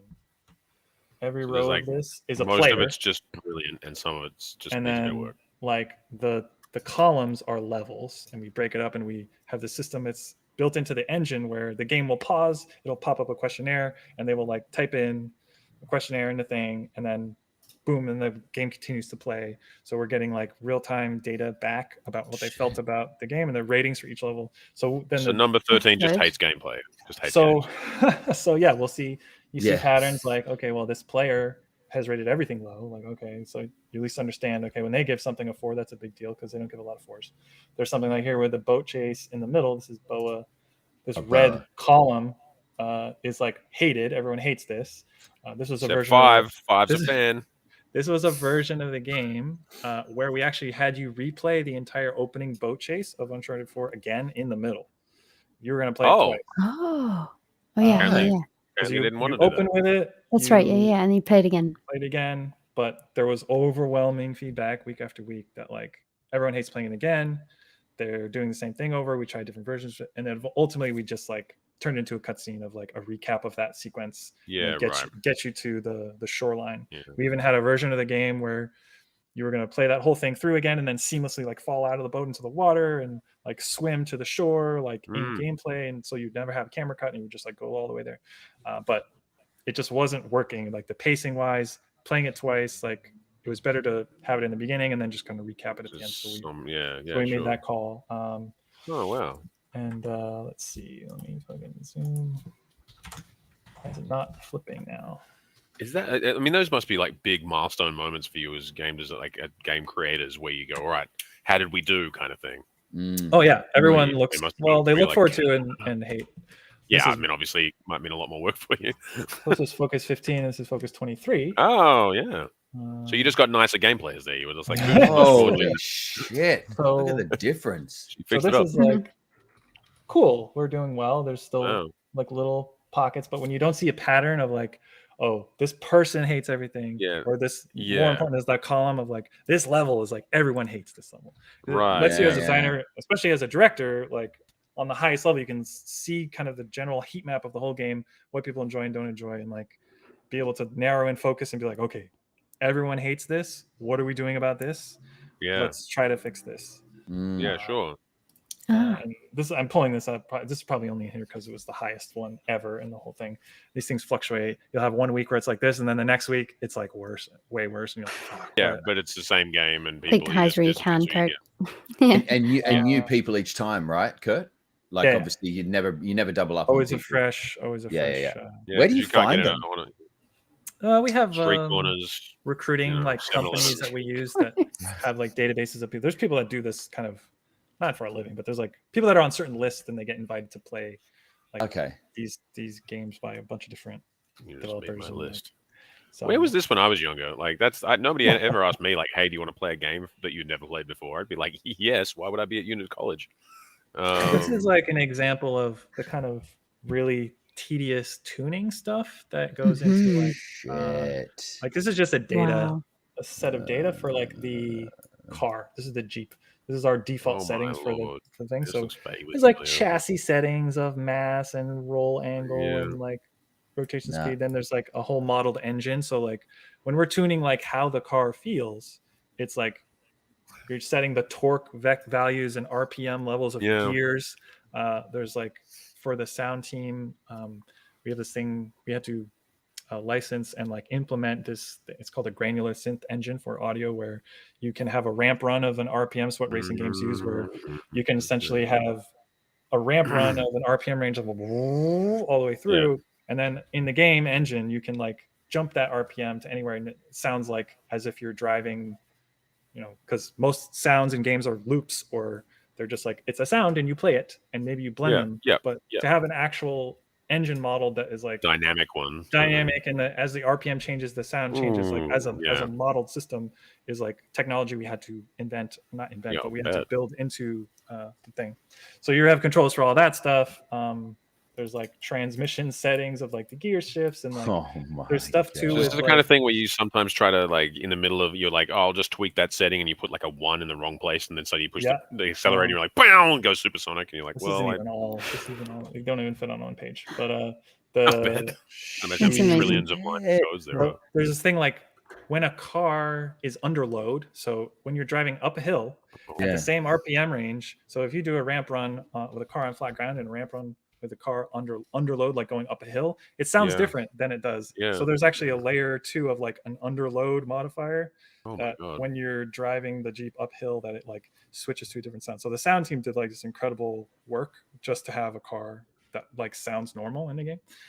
And then the design team kind of tuning all that stuff, and there's like friction values of tires and like setting up different surfaces in the environment to be different friction levels, and like making sure that all the markup in the environment is like matching the, like if it's mud it's slippery, if it's grass it's less slippery, kind of thing. That's the thing that like I would be interested, because I haven't gone back and played like an early version like Gran Turismo 1 or something like that, because again Gran Turismo 1 I was like, oh, it's real car racing. That's basically they probably honestly they probably did advanced stuff like that even on Gran Turismo 1 back in the day. Like they were hardcore. Polyphony is no joke. But you'll see other games where if it's not like a racing game and you can hear the loops, like I started to learn the train. You can hear a loop. It's like a loop of a gear, and then they just blend to the next gear. And it never actually like ramps up or matches like the speed you're moving. Anyway, idiots. This is an interesting one. So the rope system, which we didn't talk too much about, actually has similar. This is a diagram made by M, the designer who ultimately was in charge of like that rope experience. And this is like, as a designer, when you place one of those ropes in the world, these are all the different options you have. It's not just like place a rope in the world, cool, everything's fine. There's like all these tunable things about that specific rope can have like a length, because ropes kind of exist as like a programmatic function that could be like any length. So you have to tell it the length. There's like a thing called a grab length. So one of the biggest tests and we did early on with this mechanic is like when you attach something and it's a pendulum swinging, the distance between that point where it's swinging and where you are, like as that shrinks, you have, and you jump, and you jump from there. Obviously, like the higher up I am on the rope, even if I'm at the extent of it, if I jump, it's a farther distance to get to a landing point than if I'm much lower on the rope. Then it's a lot easier. So we had a lot of issues testing when someone uses the rope or is on one of the ropes, more likely using your rope, but we'd have a region around like the attach point or something on the specific attach point that adjusts like what the ideal length is, where the player needs to be, the height, so that they make that jump really nicely. And then we're kind of like, as you're swinging, we're kind of sliding you up and down the rope invisibly to the player to make you at that ideal length. Yes, you can override it by holding L1 and going up and down. And some puzzles we force you to do that. We force you to like actually lower yourself to be able to make the jump. But it changes so dramatically how far you can jump off the rope by how high you are up on it. And because when you attach it, it's kind of where you are when you attach the rope that creates the initial length in the first place, which is kind of hard to control and you can't predict. So we have this little system that like you set an ideal length and it kind of, as you attach, it slides you, averages you back to that thing. So you don't really, in 99% of the time, you don't have to think about the height I am on the rope to make a jump. In real life, that is actually super important. So the designer has tuned every single attach point in the game to have an ideal rope length that you never even knew was really. I would have like a director's commentary on every game I ever made, where I would just have an angry, disgruntled programmer be like, "Do you understand how hard this particular bit was?" Like the entire game, it'd be a thing you could toggle on, and in the bottom corner, they just rant through the entire game about how you don't appreciate how much work goes into this. Like you're like this, you just think it's a rope, don't you? You just think it's a regular old rope, boring rope. Anybody just can swing do on it. Just swinging, not hard. Just probably just popped it in. You have no idea, and then just go on like a 20-minute rant about how hard the rope is, which I think is justified. I'd listen to it. So me too. True. Yeah. Just because like things like that, I like to think that I know a fair bit about games for a layman, but like there's so much stuff you can't they do so well you can't even like imagine. Nah. You're just like, of course. I mean, obviously that's made. Someone made that. Are you kidding me? Yeah. So here's another set of tunable values for the rope. Sweet baby Jesus. For just the rope? This is like the rope var, so you can actually change an entire set of these. So it's like the rope angle, the maximum angle that you can go, because you don't want your rope to like go fully 90. Oh my god. You want to have this like limit of how far you can ever go. Then there's like a damping value of like when you approach that, like you don't want to just hit it. It has to kind of like max out and gently settle there. So it's like forces are being added, almost acts like a spring damper. It's a lot of game development uses springs and damping and like physics stuff. So all of the shit is like there's like energy conservation of like because when you're pretty stationary and you jump off, you start there's this thing is like when you press the stick forward, you actually can move the rope quite a bit.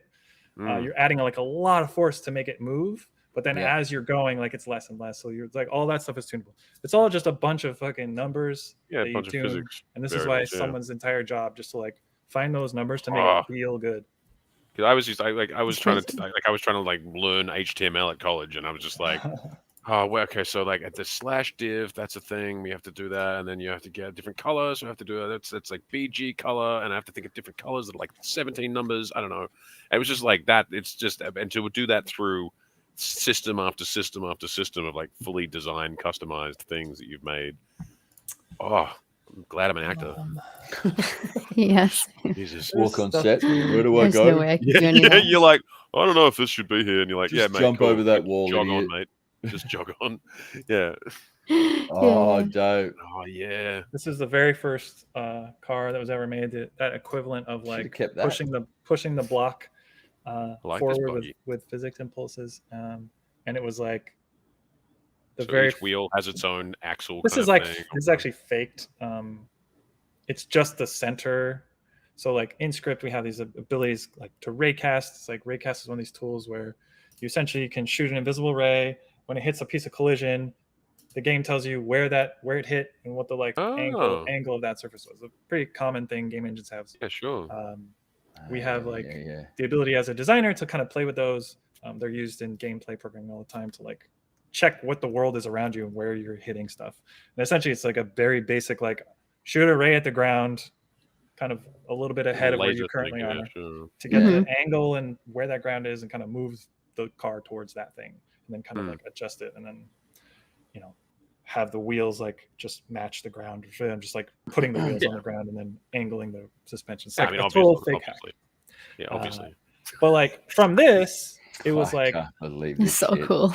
Oh, it's cool to like have a car. It's cool to like get air. There's like other things like once you get too far. Kind of simulate just like basic gravity and like hitting the ground again. Well, it's cool seeing those dramatic suspension as well, where the car really sort of bounces but sort of stays solid, but it sort of has that. I was a big Smuggler's Run fan back in the day. That was like like a Doom buggy was like the coolest car. Yeah. Ultimately, we landed on a more Jeep-like type of, because it was more about like the off-roading experience, that kind of four-wheel drive mud driving.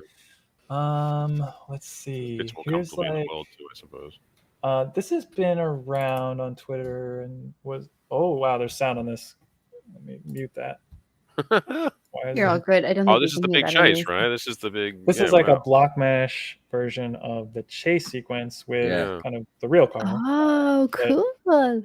Gives you a sense of what block mesh looks like, kind of like in this at this point in the game. What is important is what the paths the player can go down are, where those where those decision points of like, can I go left, can I go right, creating this shape that kind of tricks the player into making it feel like you have all this choice and option, when really we're carefully funneling you.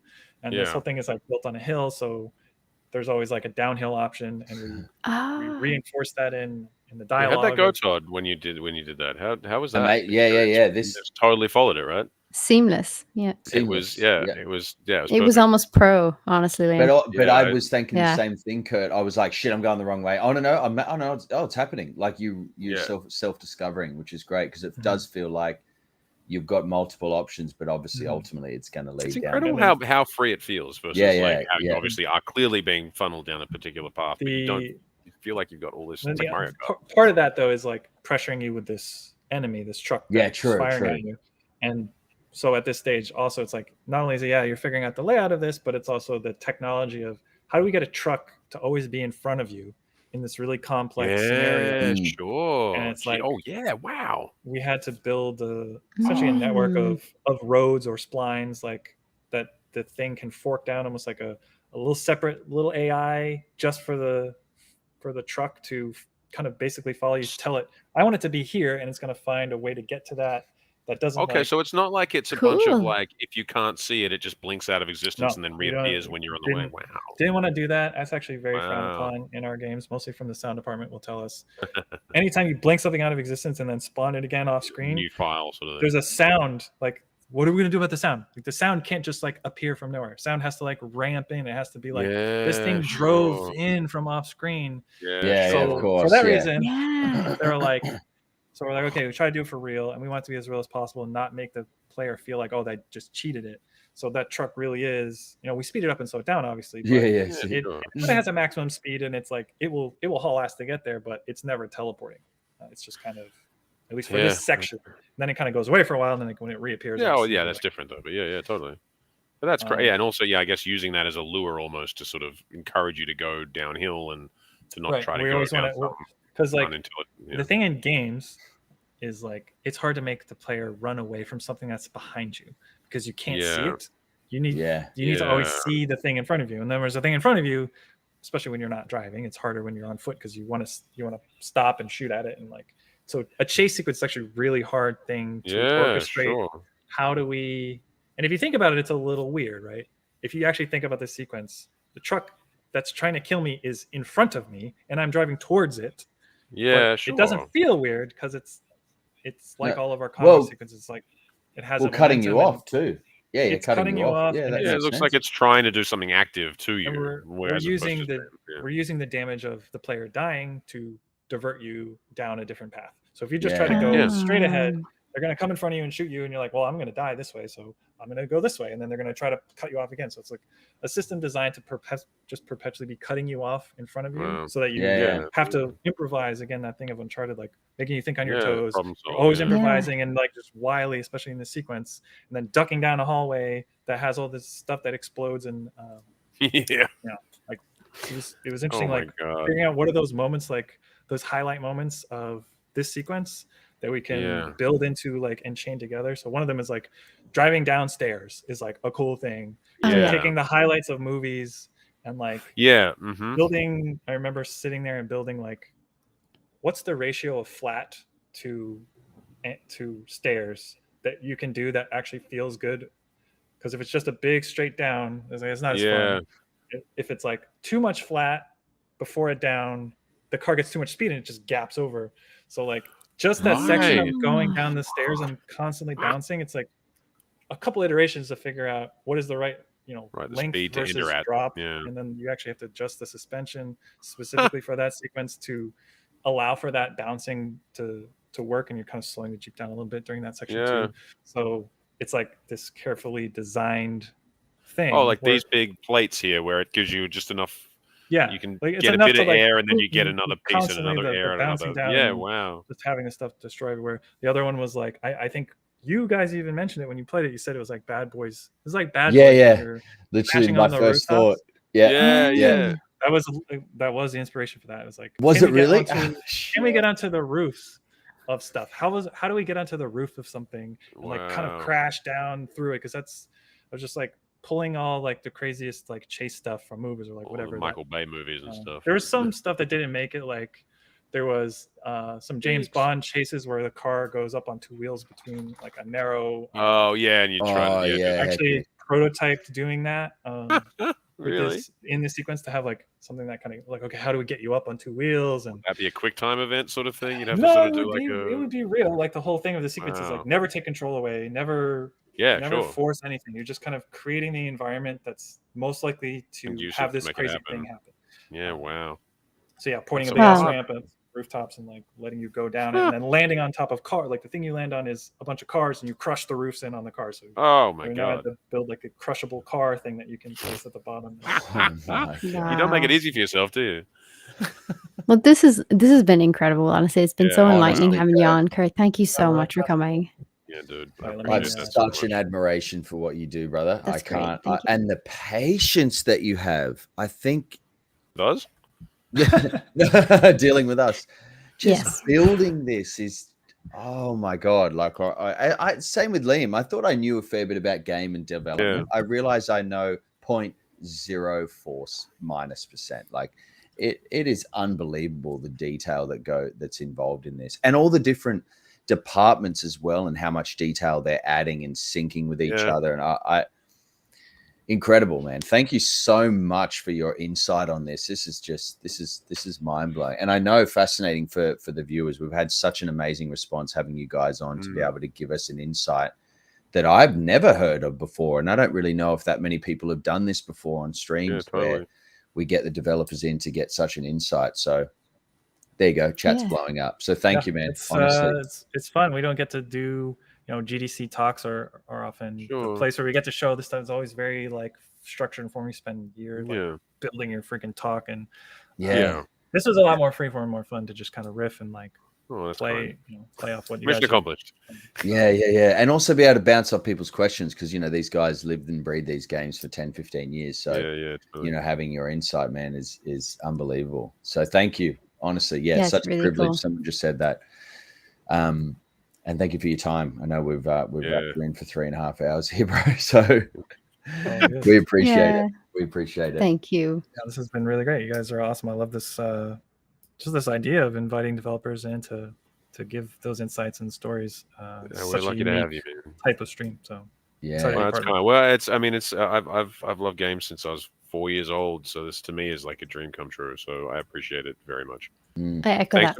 Thanks for making the games that you make. Like you change lives. You fill people's lives with something that is really important. So I appreciate it. Yeah, amen to that. Thank you. Yeah. Preach. Can't wait to see whatever the next thing is, if and when and all that. Whenever that comes. Very excited for redacted NDA. Good luck. We're never going to make a game ever again. You've got them all. But I can't wait to see what other crazy things. If they do ever like make a game though, and they call it redacted, that would just be the funniest thing. I'm so excited for redacted. Oh, is it really secret?